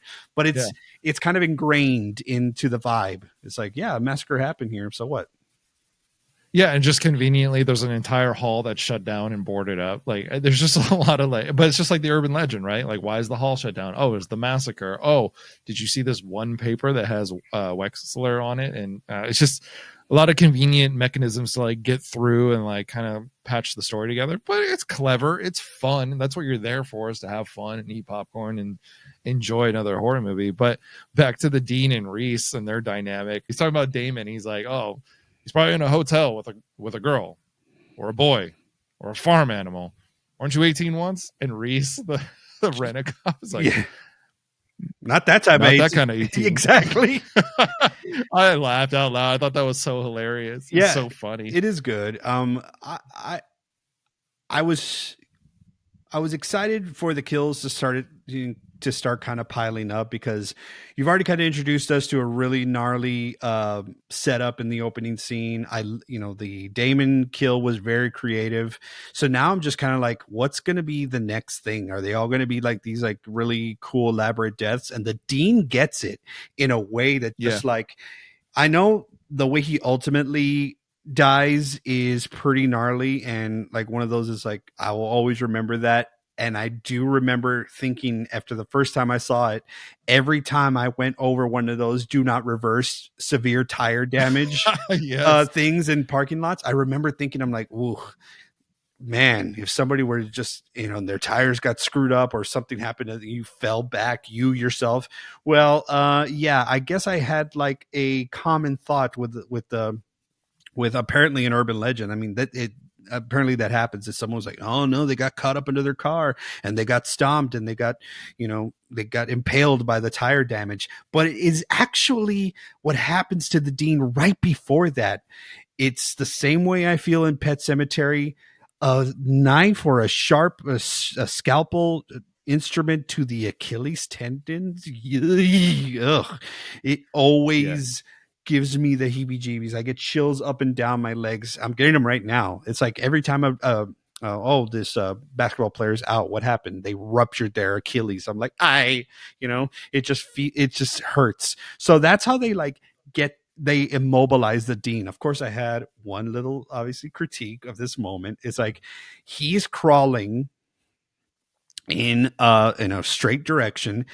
The killer puts the car in neutral, doesn't put it in drive and floor it, puts it in neutral, and the car is kind of just floating down. It's going slow, and he decides to keep going forward. I'm like, no, the car is not being steered. Just turn yourself. Don't keep going this way, because you know which way the car is coming. It's coming down the hill. You're like, oh shit, it's coming this way. Let me go this way. Let me go to the left or the right. No, he just decides to keep going down towards the spikes of the tire damage. And not only does he get hit by the car, but he himself gets impaled by those spikes. It's a really cool and awesome death scene. I think it's probably my favorite death scene. The way you just described it reminded me so much of Austin Powers, though, when he's got the he's got the like cement roller thing. He's like, just move out of the way. It's an entire warehouse. I didn't I didn't read that in the scene. I thought he was like right next to the parking wall or something, and he had nowhere else to go. But and they do it really fast. I guess the pace is fast enough. I didn't catch that. I didn't really think about it, but it's pretty funny the way you paint it. Yeah, I totally could have. I think it's probably one of the more gory kills. But it leads to the party, baby. And Danny, are you going to this party or what? Because you are the party man. Oh, thank you, party man. Like a party like nobody can. Rules and regulations, no place in this nation. Party man. Yes, I'm going. And I hate frats. I hate them. I went to college, and every fraternity bro that I ever met in my entire life is a piece of shit. I'm taking a stand. I gotta take a stand. But I will be at that freaking party. Why is that? It's the shot, folks. It's an establishing shot. I mean, so just imagine if you've ever seen Night of the Demons, like that level of like huge castle frat house. It's huge. It's like 2 stories. It's very like, old cathedral like sort of architecture, but it is, you got the storm clouds behind it. It's decked out in Halloween decorations. There's lights and stuff. Mm-hmm. And my mark of a fun and like poppin' party is that there needs to be sort of like a little bit of spill out. There needs to be folks obviously who are inside, but there's got to be some spill out, some people that are hanging outside too. There's the inside outside aspect of the party. That is it's already established, and it's kind of like by itself. So it's also giving off a little bit of like the farmhouse and Scream vibes, but everything about like just the outside, the exterior. And I'm like, oh, and it's a Halloween party. I'm fucking there. So yes, I'm going, even though frat bros are running it. Yeah, and Rudy is his name. The dog is drinking apparently with a funnel. Is that a thing? I say that just to make Danny mad. Anytime we talk about dogs, I mean, don't kill the dog, but drink? Like, you're going to poison the dog with beer? I don't know. It was funny, especially at the time, but now, again, watching it as an adult, I'm like, oh no. Perspective like, is everything, Lance. You are absolutely right. When I watched it, I probably didn't give, two thoughts about it, even though the dog has a nose ring, as well. But like, there's some dogs, right? There's some breeds that can be like, give that dog a full pound of ground chuck, and it's like, fine, ain't gonna do anything to him, right? Like, give that, that dog likes to drink beer, and it's, which breed is popping into my head? The dog from Friday After Next, the Spud McKenzie looking dog, whatever that breed is. They're like they're like bullet shaped. They almost like look like Bullet Bill. They have that big snout thing. Yeah. They're gnarly, right? And I'm just like, you can give that dog like bullets, and it'll eat it and it'll be fine. This is not one of those breeds. Quite frankly, folks, this breed reminds me a lot of the fluff head that just made an appearance and has been making an appearance all night, My Little Guy Loomis. So as soon as I see these idiots funneling a beer into this dog's mouth, I am already mad. They can all go to hell and burn there too while they're at it. Don't be cruel to the dog. But if it was just a funnel of beer and that's all, I might be okay. But it's not. It's fucking not. Apparently there's an urban legend, Lance, that I've never heard of until this exact moment, or when I first watched this movie, about the old lady that decided to dry her wet dog, in the microwave. Had you heard about this? I hadn't. Yeah. Yeah, I mean, that's basically it. Old lady's kind of lost her mind, brings her dog in from the rain, puts it in the microwave and to dry it, and over dries it. I wish you all could see Danny's face if you're only listening. Y'all, listen. What happens is that they call Michael Rosenbaum's character. They call him on the phone, and he sees the caller ID, and it's registered to Damon. So he thinks that Damon is calling him to be, recreating an urban legend. So he's like, "Ooh, let me guess. This is the calls coming from inside the house." So he thinks Damon's messing with him. So he's like, walking around the house, and the call is like, it's got a voice modulator on it, right? Like it's nothing that he can like recognize. So he's being a smartass because he's drunk and shit, and he's like giving it back to the person that's on the other line. He's like, "Let me guess, this is the calls coming from inside the house, urban legend." He's like, "No, this is the old lady drying their dog in the microwave." And he runs down because apparently now he's concerned about the dog he just force-fed beer to.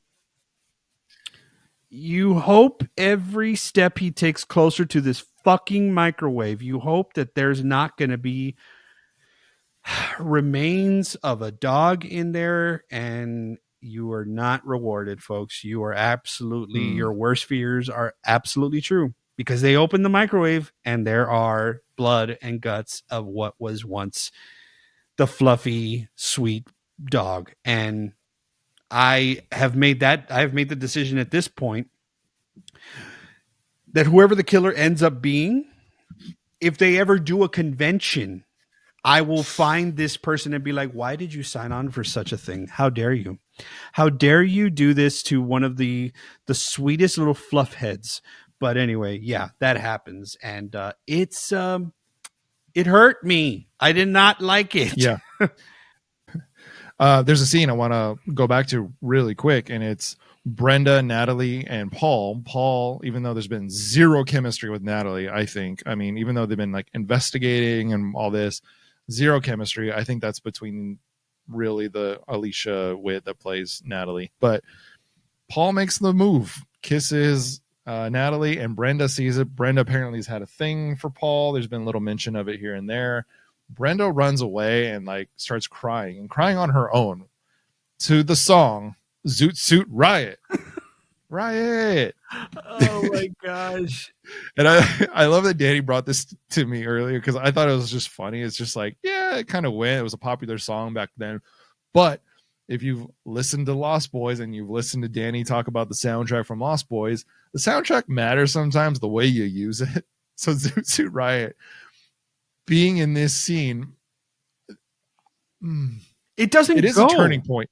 It is a turning point for the movie, but Zoot Suit Riot is not a manic song in any way. So no, I don't know. I don't know. Anything from the Nine Inch Nails catalog would have been fine. Anything at all, like in the times. But like Zoot Suit Riot, it's almost as if she sat down and she's crying and she's like devastated because she has all these feelings for Paul. She sits down and it's like, 1, 2, 3, 4, 5. Everybody, it's like Mambo number 5 play. That's the way I felt. I'm like, it's taking me out of it. Pick something else. It's an odd scene, but it is one to put a pin in because everything starts to escalate from there. That's when the dog and Parker scene happens. From that gruesome scene in the microwave, it makes Parker sick to go up to the smallest bathroom I've ever seen. I would have a panic attack if I ever had to do anything in that bathroom. So he sticks his head in the toilet and there's a cigarette in there, dude. If I was sick, I would be even more sick. I would be throwing up, throw up and throwing up. You know what I mean? Like everything would be coming out. I'd be so disgusted. I don't know what it is. I get these weird things. Sometimes it's like, I'm getting it right now. I need to stop. Hold on. Oh, the smell of a wet cigarette. The look, its texture. It's like it's honestly, it could be the cleanest toilet. Honestly, the cleanest toilet. It's perfect. Actually, it was just cleaned by like a cleaning service. But if I open the lid and I see one piece of just toilet paper floating in the water, I want to die. It is weird. It's a texture thing because automatically I think it's in my mouth. I'm like, I don't. So when he goes in and and it's like the floating cigarette, everything you said, yes, 100%. I am there. I would be sick. It's kind of, this happens to me. Like, okay, this is going to be TMI. And I promise y'all, I swear I am so sorry.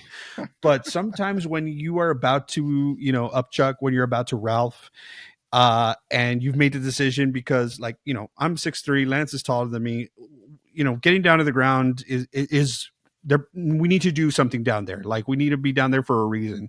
So when you finally decide you need to get down to put your head in the toilet so you could throw up, if you aren't ready to go, for me, if I'm not ready to go and I'm like kind of teetering, all I need to do to get me over the edge is to kind of be down there and just take stock of what's inside the toilet bowl, just to kind of look around it. And if I see any sort of extra remnants of something that, was bile or anything like that, and the fact that my face is that close to it, I'll be like, that'll get me there. Yeah, I was gonna say the same thing. For me, it's smell. So if there's anything left behind, I'm like, all right, I'm good. I'm out. It's out. It's fine. Yeah. Once I smell anything, I'm done. I can look at it, but no, smell is the thing. But that on top of being wedged between the walls and throwing up, I mean, I would have a panic attack. That's probably my worst nightmare, is being in that bathroom throwing up on top of a wet cigarette and then somebody coming up from behind me. And it's the next death scene. And I'm making a point to talk about death scenes because it's been mentioned that we don't talk enough about death scenes. So that's why I'm throwing them out there. I'm trying to throw them all in there. But this one is a take on one we already mentioned and talked about. It's the pop rocks, which I thought was a nice touch from the killer. Like, oh, all right, you just threw up. Here's something to, kind of add to the. What's the first thing you want after you throw up? It's something with flavor to like wash it all out. You know what I mean? So hey, pop rocks ain't bad. Maybe something some sort of mint. I did write down that I found it very funny because this death scene is pretty gruesome. I'm like, oh, actually, that's the urban legend. It's you can't mix pop rocks with Drano because that will kill you. Or is it just Drano, period? No, yeah. I was like, oh, yeah, there it is. No, but yeah, Drano, you ingest any sort of, that much Drano, it'll clean your pipes permanently. Full circle, Danny, and maybe you'll be happier with the way this was written and everything. The funnel used down Parker's throat to pour the Drano in was used for Rudy. It was Rudy's funnel. which, by the way, there was a scene where he's walking by with it in his mouth, but it was the funnel used on the dog to pour beer in his mouth. So I would have loved just a final thing that like it was. I was kind of expecting it, maybe like in the or maybe it is something. I didn't stay for the after credits. The only thing I would have done with those after credit scenes is just shown Rudy, running around the house. That the killer just like put that, like put like guck and goo in there just to kind of throw, the character off. Yeah, I wrote down, and I already mentioned it, but I think it's pretty funny because Tara Reid was competing for focal point during Cool Times for Danny during a lot of this. Yeah, Tara Reid, obviously, because it was like her and like Mina Savari. They were like, the American Beauty and then American Pie, and there was a lot going on. And then Tara Reid's got that very, very like, sultry, sexy voice. But I wrote, I was writing or speaking notes into my phone, right? And I wrote the bit about Tara Reid looking like Tiffany from Bride of Chucky, except the notes captured it as Terror Reid. And I was just saying, if Tara Reid decides to do a horror podcast, she could call it Tara Reid. And I'm like, that's freaking phenomenal. And we need to reach out to her and her team, be like, we'll produce it. Let's go. Yeah, absolutely. So I thought that was pretty cool. It's good timing because it leads right into her death scene, which is a cool one. It's the chase scene, and it was used most in the trailer from what I remember. It's she goes back to the radio station to talk about sex, I guess. Let's talk about sex, baby.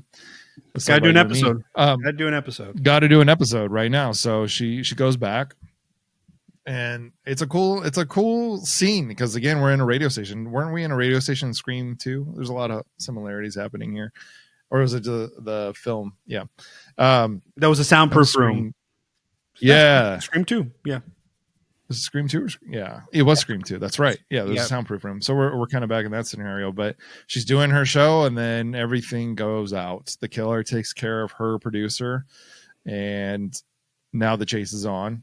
I think it's a really cool chase scene. She's in the biggest boots, like you said. She's not goth like Danielle Harris was, or Tosh, but she's got the biggest like platformed boots ever, which has got to be the worst thing to wear during a chase scene in a horror film. You know what I mean? Like, it's got to be hard on the actor, but like in real life, obviously terrifying.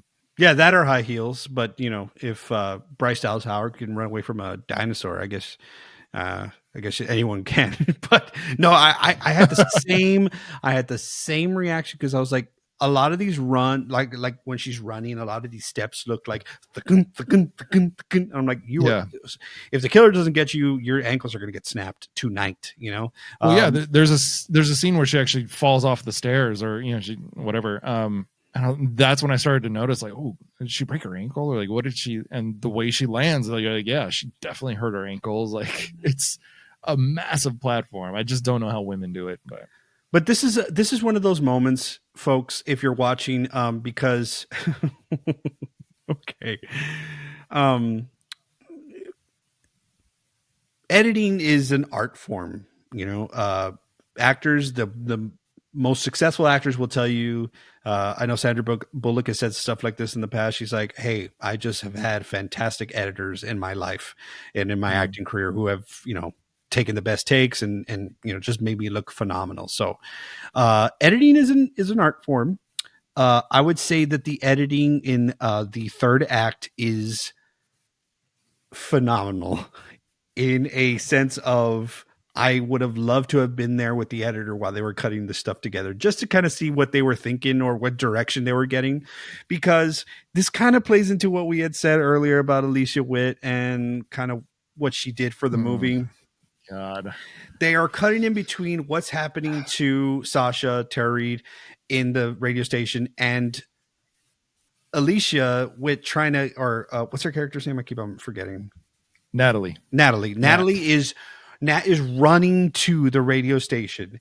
And if she had gone like stoic, stone cold for a lot of the movie, she just decided to have such a random choice for running in the rain, because she goes from, and this is going to be hard to picture if you have not seen the movie, but she goes from, I got to get out of here, and it's just kind of right here, the eyes are like not doing anything. Then the next time you see her, she's running through the rain and she's just like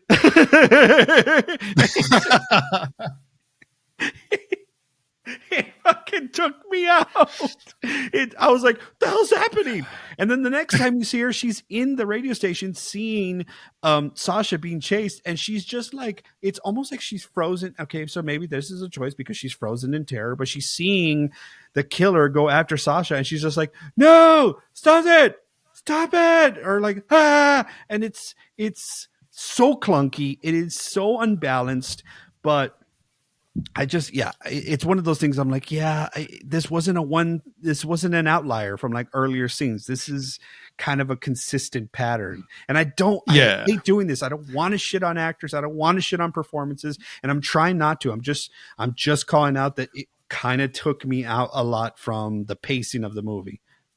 Well, there's a lot of actors where you see them earlier on in their career or a movie that they just weren't comfortable with or they didn't get, and then later on they're just brilliant. She's still working, like she's in a lot of stuff. She was just in a horror film. So, but the note that I had about that I thought you were going to get to is when she does see Sasha getting slashed by the axe, which has become a semi consistent weapon here, and I think there's 3 or 4 deaths. It's kind of become is getting hacked to death.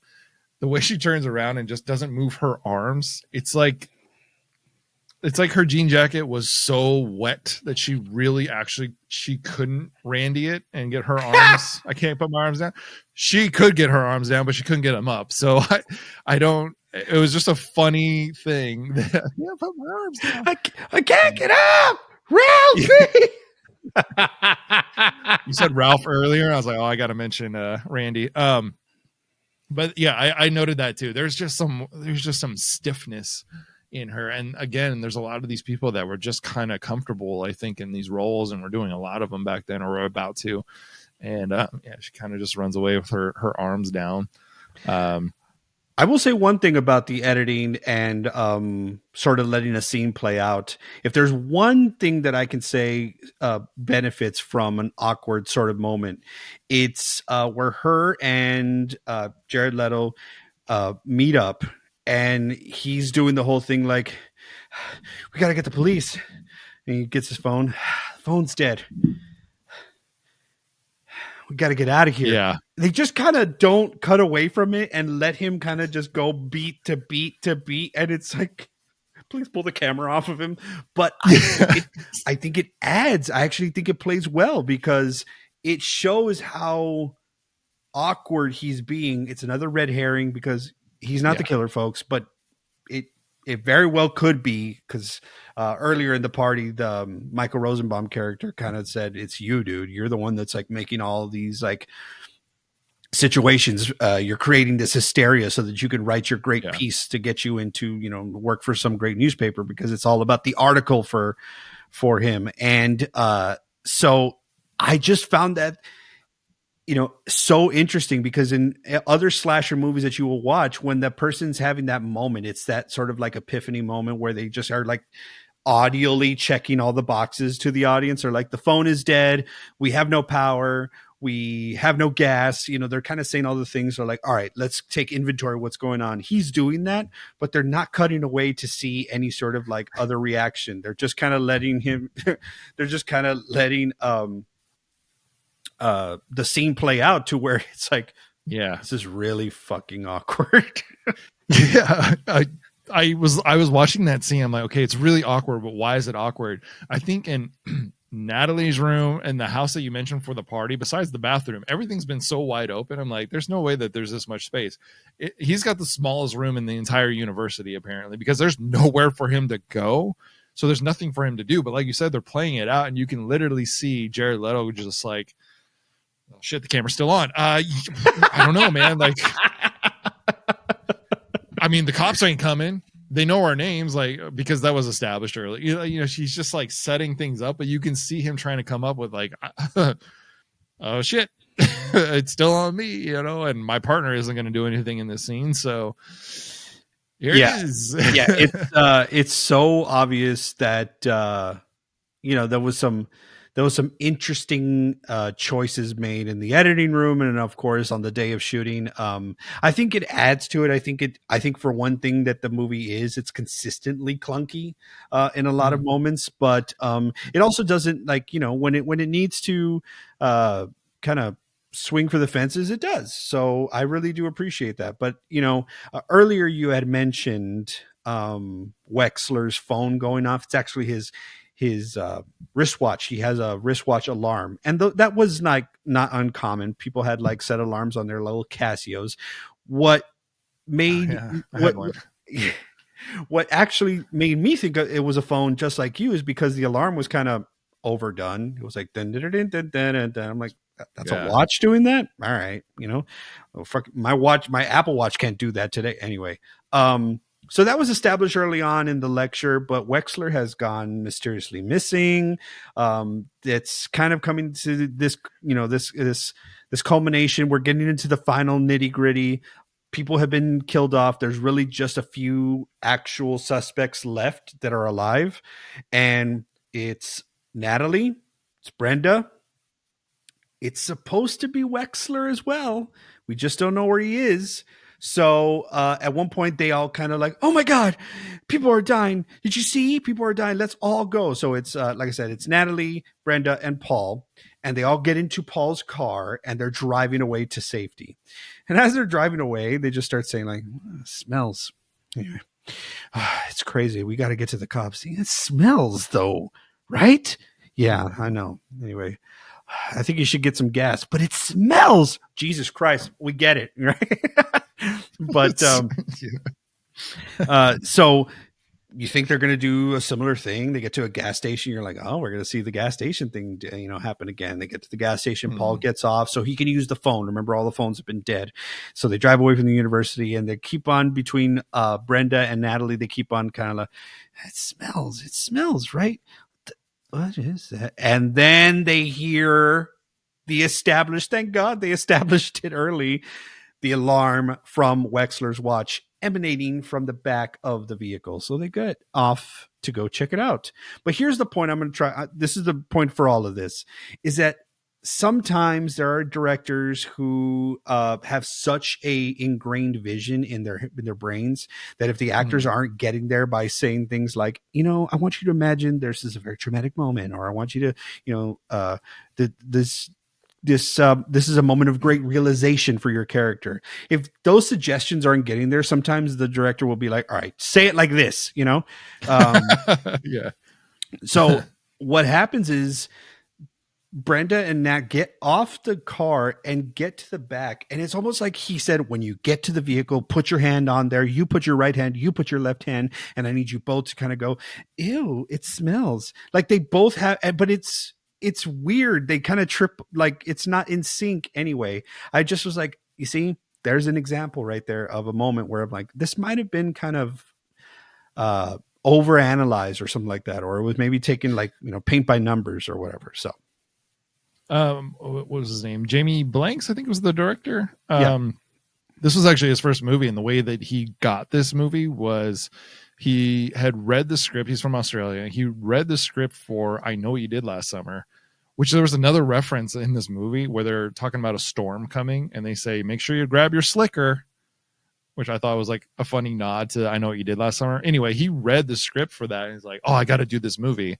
So he ends up and he's got like an inn in Hollywood apparently, and he ends up making a trailer for the movie. He had read the script, he knew what it was going to be. He makes a trailer for I Know What You Did Last Summer and sends it to his friend. His friend watches it and like, this is brilliant, I got to take it in. They take it to the producer of I Know What You Did Last Summer, and they already got their guy. They already knew who they wanted, they had already hired them, but they watched the trailer anyway and like, God, this is great, did we make a mistake, sort of a thing. But wheels are already in motion. I just want to see his name really quick. Yeah, Jamie Blanks. But it was so impressive that they ended up giving him this movie. So this is kind of like his first like major film. So, and a lot of the producers, this is their first film. This was actually part of like Phoenix Studios or something. I think they were looking just to make anything at that point to try to get a resume and kind of come up in the industry. So there's a bunch of first time producers. There's a first time director. And that's where, like, I love those kind of movies where it's just like creative people kind of coming together for the first time and like, let's do it. I don't know. Like we'll figure out these ideas, these mechanisms. We've done films, you and I, and you know, there's those moments like, okay, we got to get from point A to point B. That's usually when Christian comes in. It's like, yeah, but the camera can't turn this way. So to where we're like, I don't know all the technical shit. Okay. Yeah. So that's just another reason I ended up enjoying the movie when it's creative and fun. And you know that people, if you watch the documentary, at least the short version that I watched, these people were just having a great time making this film. I love that shit. It's one of those films, one of those behind the scenes where I was like, oh, I wish I was there. I wish I was in this movie behind the scenes in whatever capacity, because they all had a love for each other and just made something.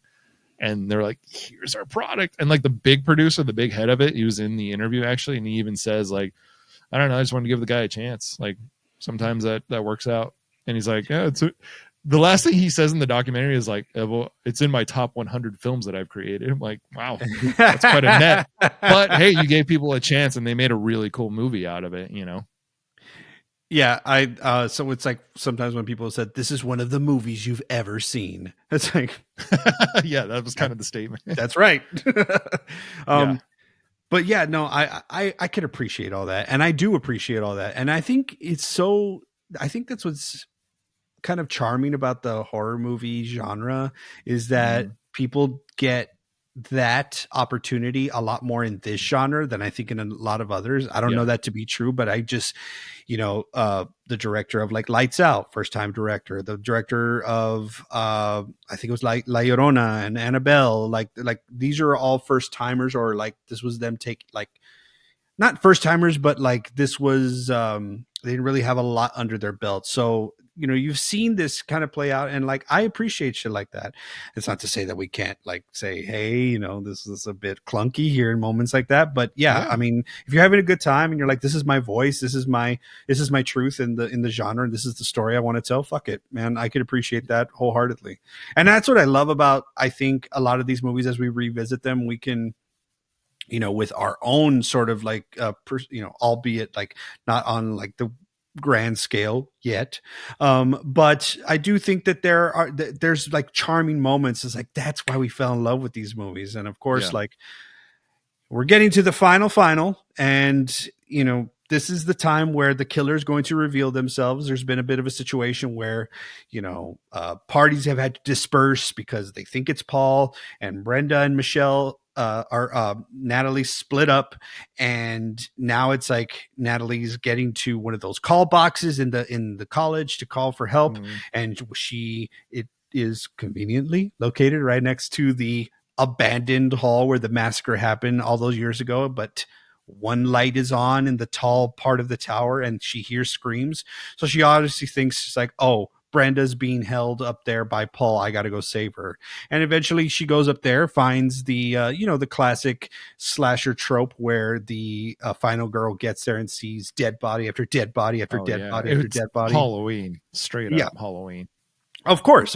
I mean, some of these dead bodies, I'm like, y'all.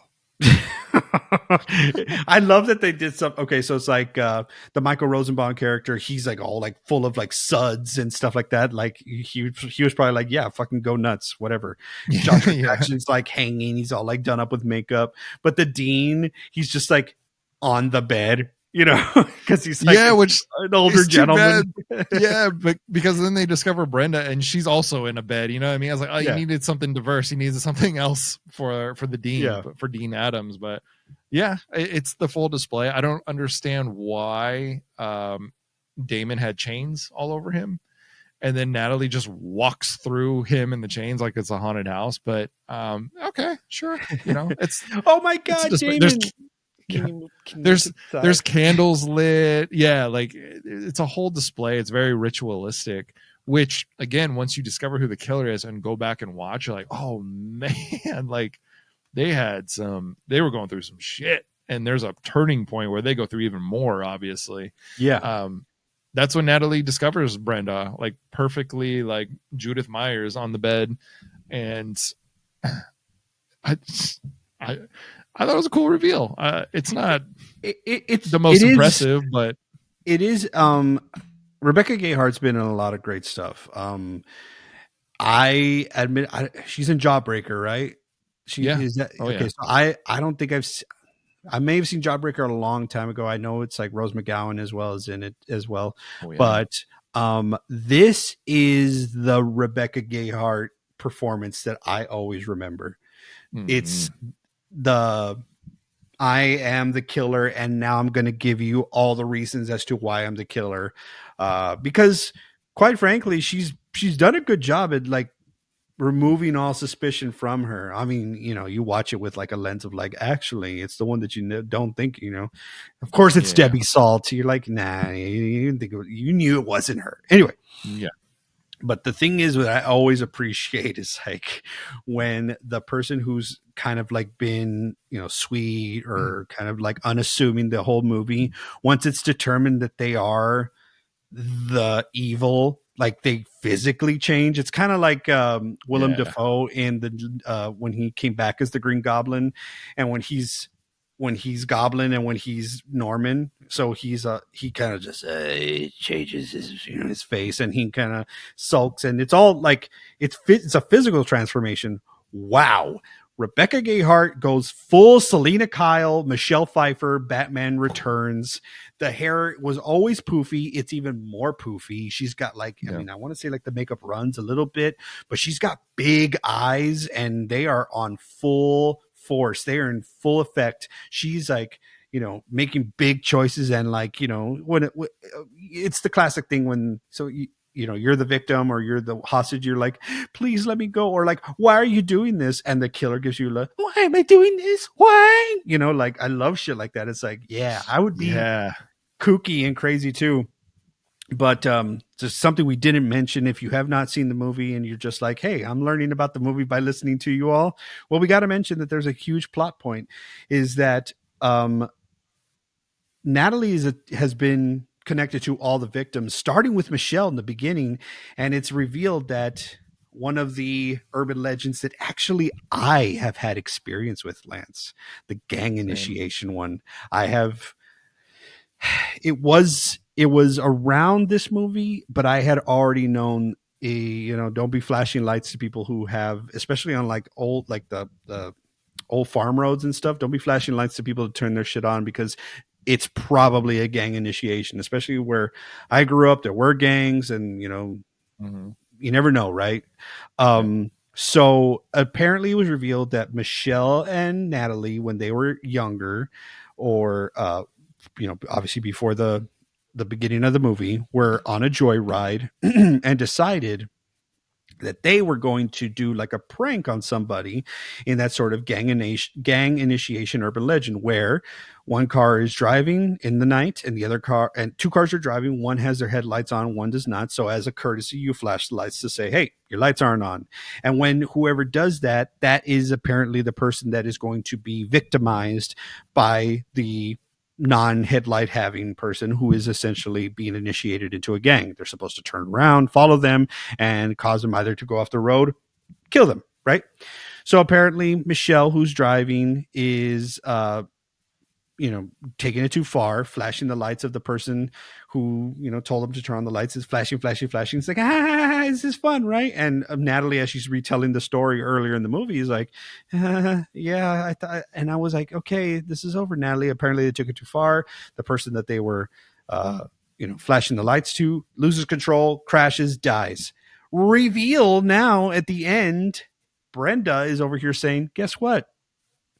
That was my boyfriend. We were together, and you were a part of the reason that he died.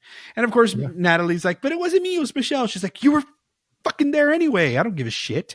So yes, when you hear it and you're the reveal, it's like sometimes the reveal is like, yeah, you were mean to me when I was a kid. It's like, whatever.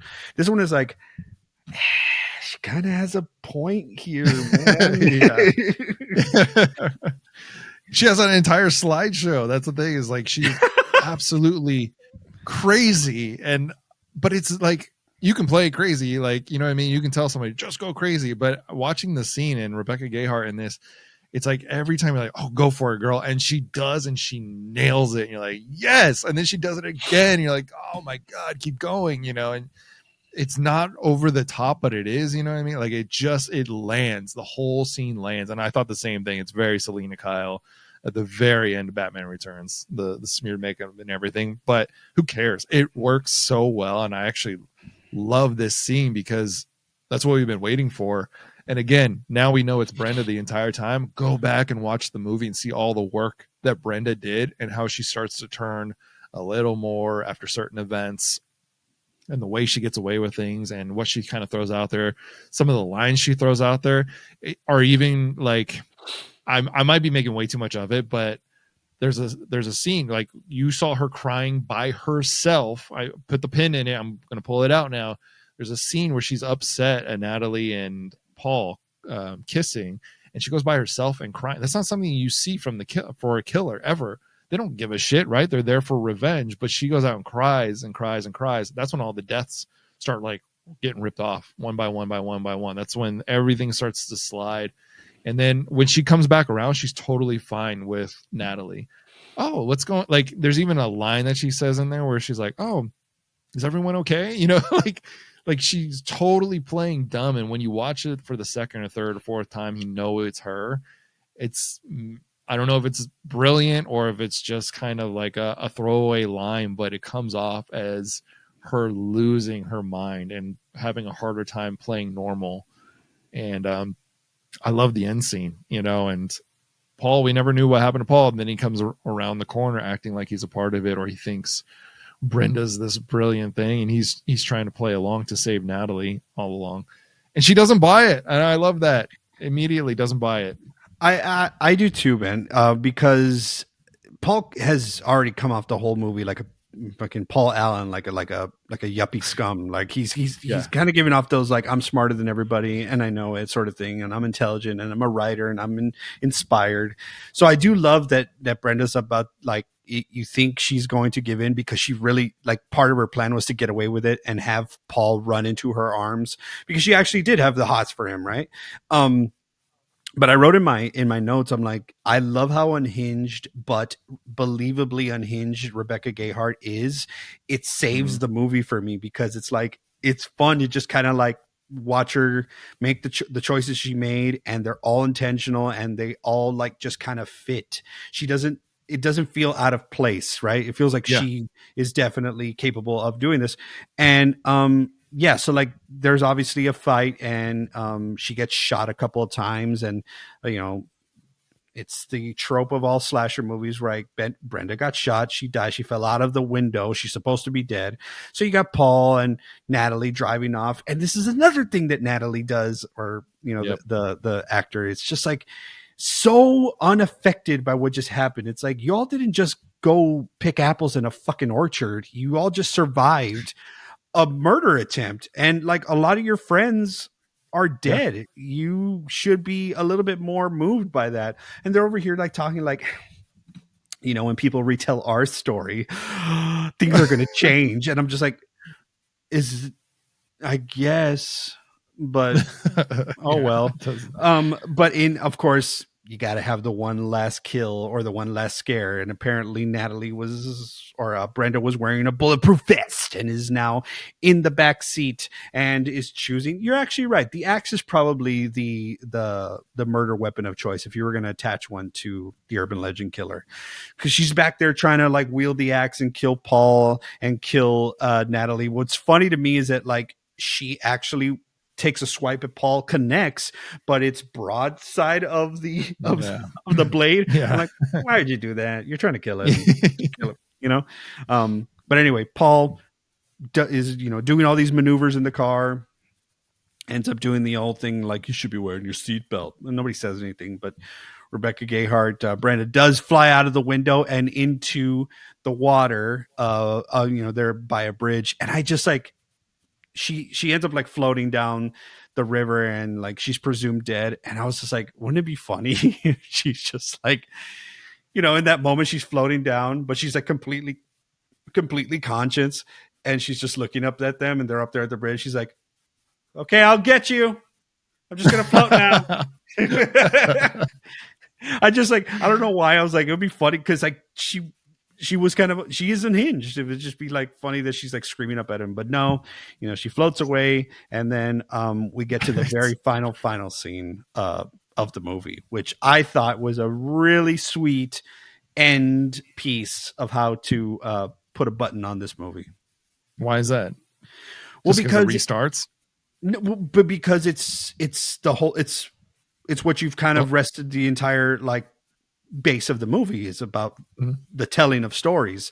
So I love the idea that like maybe we were actually just watching an entire urban legend the entire time, and someone is kind of like it cuts to another group of kids and they're in another college, and it's like, so that is how it happened. I kind of love stuff like that if it's done right. And this one felt believable enough. It was like, yes, it was all a story the whole time. But the best part of that is Brenda's still there. She's starting it over again. She delivers the final line with this new group of people. It's funny because the way you read that last story where she's floating, I'm like, oh, if she's still alive, that's probably exactly what she was thinking. Like, I'll get you next time. Exactly. Yeah. But is that the scene that you were mentioning about that one urban legend about the scarf? Because she's wearing a scarf in that scene, and I was like, that seems intentional. She didn't get hurt in her neck. She didn't like, this is, it kind of read like she was trying to cover a wound, but I was like, you never really got. So now that you mentioned that, which is why. Well, she changes her style. She's got straightened hair this time, and then she's wearing the ribbon. So the whole style, she's like very bright colors, you know, wearing the idea originally for her was to have straight hair the entire time. And then when there's the reveal, it's like bushed out. I don't know why that got cut or why that wasn't a thing. So for the most part, I kind of went back and rewound, and like every scene, it's like pulled back or like really matted down. So at the end, when she like lets it out, it's just like a natural thing that the actress just happened to have this bushy, wild hair, and makes her look a little more manic and I guess scary. I think she's still very pretty, so it's like I'm not, yeah. But it was a really cool end, and like watching it as an adult, I think Kidlands almost knocked this movie because I was like, oh, it's not directly related to the urban legend, but that's the whole point of the movie is retelling these urban legends, and it's a different version of it. Just like I went through the hanging of the car scene. Sometimes that ends with a hook in the car door, and you know there's so many different versions of that. The high beam initiation thing, like there's so many different versions of that, and it progresses and changes. So that's what the whole movie is. I think it's brilliant. I think if you go back and watch it with all these ideas in your head, you're like, shit, I didn't notice that before. There's so many references to this. There's a funny story that I wanted to get back to that was told in the behind the scenes with Robert Englund.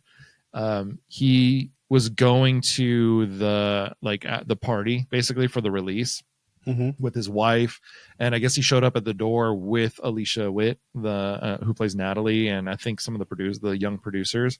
And the person at the door doesn't have them on the list, doesn't know who they are or anything. So they're just stuck there. And he said that Jared Leto came over, had his hair completely dyed blonde. He's like, I think it was for some other role. And as I'm listening to this, I was like 98, 90. Yeah, it's for fucking Fight Club. And that's when he started changing more to a character actor. And there's a funny fact about this. He's the one that ended up letting them into the club. Like, just let them in. They're with me. He doesn't like to talk about this film for some reason. He won't do interviews about it. He won't do any of the retrospective, nothing. He won't mention this film at all. And I just think it's kind of interesting that you kind of put the clues together. That's when he started doing character acting. He was in Fight Club. He's done kind of bizarre things since then, but he went from normal 90s kid to very interesting character actor, and he won't talk about this movie. So I thought it was like a fun, interesting point about him. I don't know too much about his trajectory. I know he's a musician as well as an actor. Do you know which came first? What came first? As far as success, it was the acting, and then it was 30 Seconds to Mars that took off. Might have been right around 2000s in that era.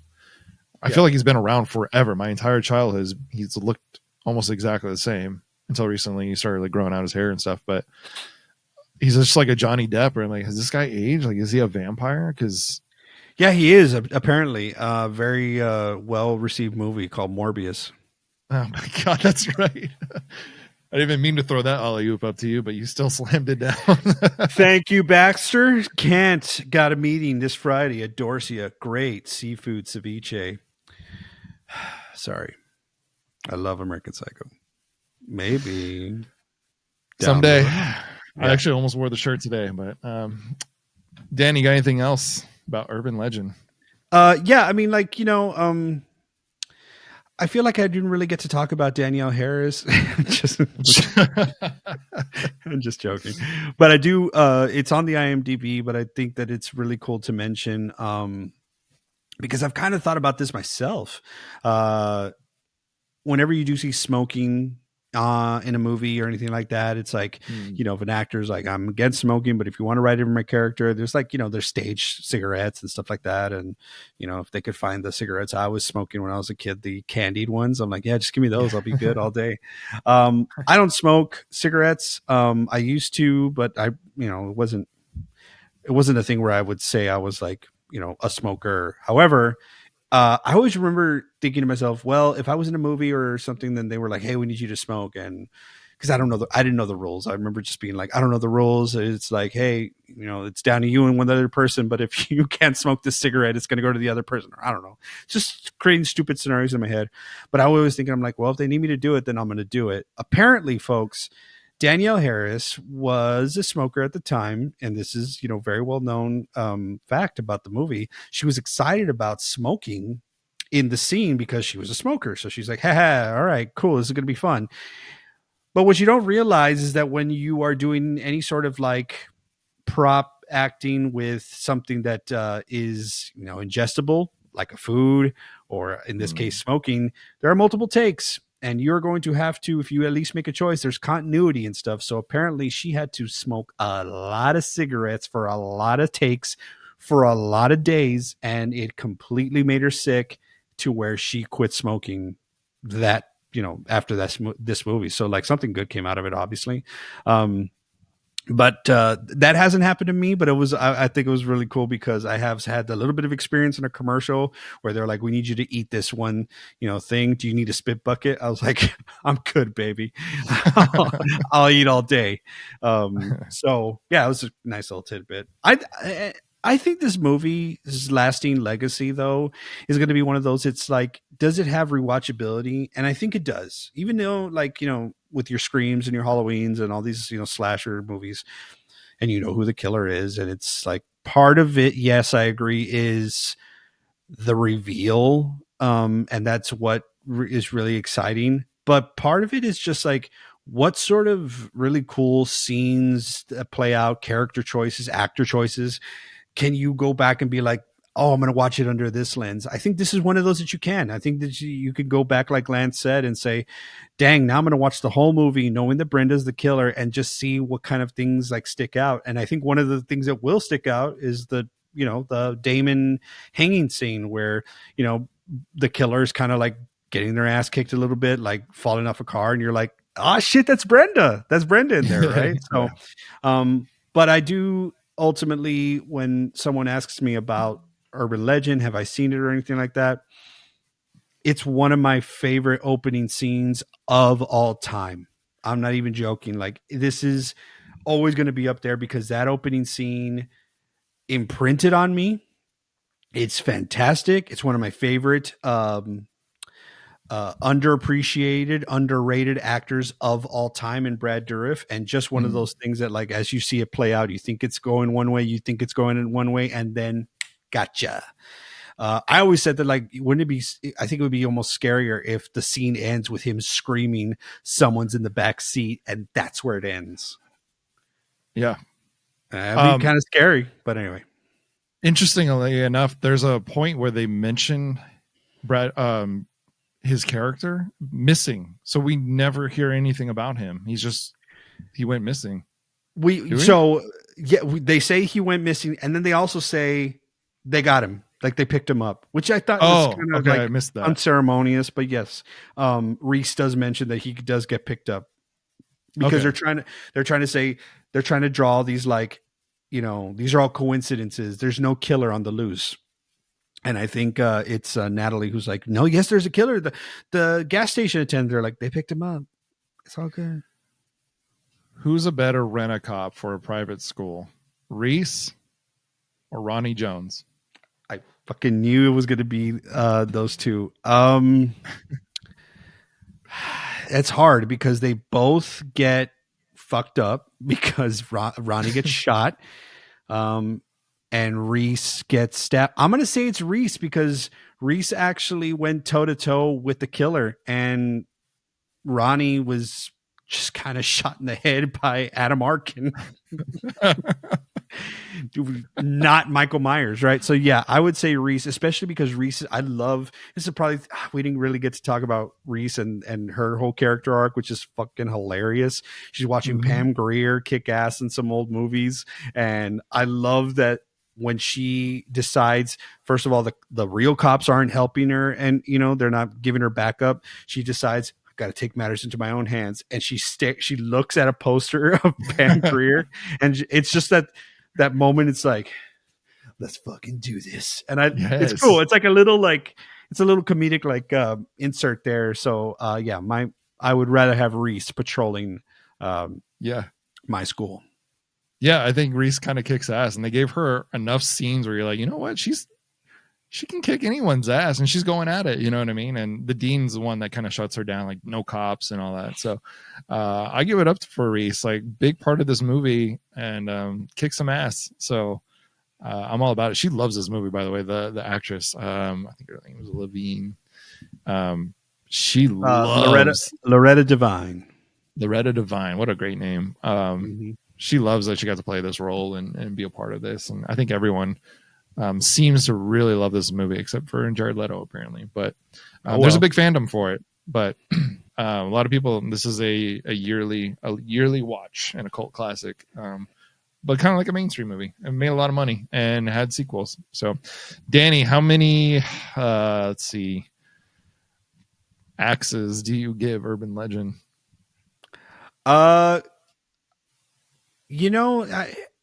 I just did the Letterboxd review for it on my Letterboxd. Also, folks, if you want to follow me on Letterboxd, at DannyGo16 is where you'll find me. And I think I'm going to have to walk back what I did on there, because after chatting about it with you, and my big thing about movies and their ratings is in rewatchability. Can I go back and watch this?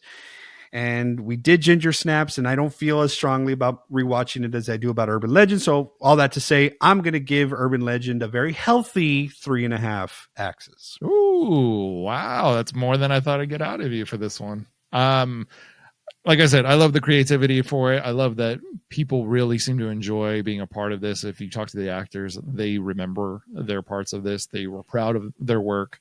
It's rewatchable. Like, I can't even tell you how fun it was for me watching this as an adult, because I watched it like a lot as a kid and did not get a lot of the message then, but I still enjoyed it. So you can enjoy it as a slasher flick. You can enjoy it for all the little intricacies that it has. It's hard to say this because I've put some really good movies up there, but I'm going to give it a solid 4. I like this movie a lot, and I'm actually going to watch it a lot more now. I might reference it a little bit more in our shows. So there's that. I don't know.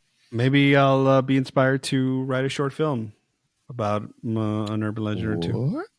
What? Mm-hmm. Maybe so. All right. Well, until next time, that's Danny, and I'm Lance, reminding you to lock your doors, bolt your windows, and there's someone in the back seat.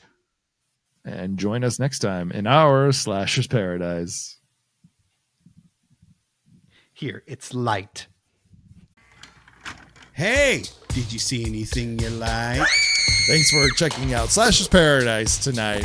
Be kind and rewind by liking and subscribing to our videos on YouTube at Dead Candy. And if you'd like to continue supporting us wherever you do get your podcast, we just ask that you rate and review us 5 stars.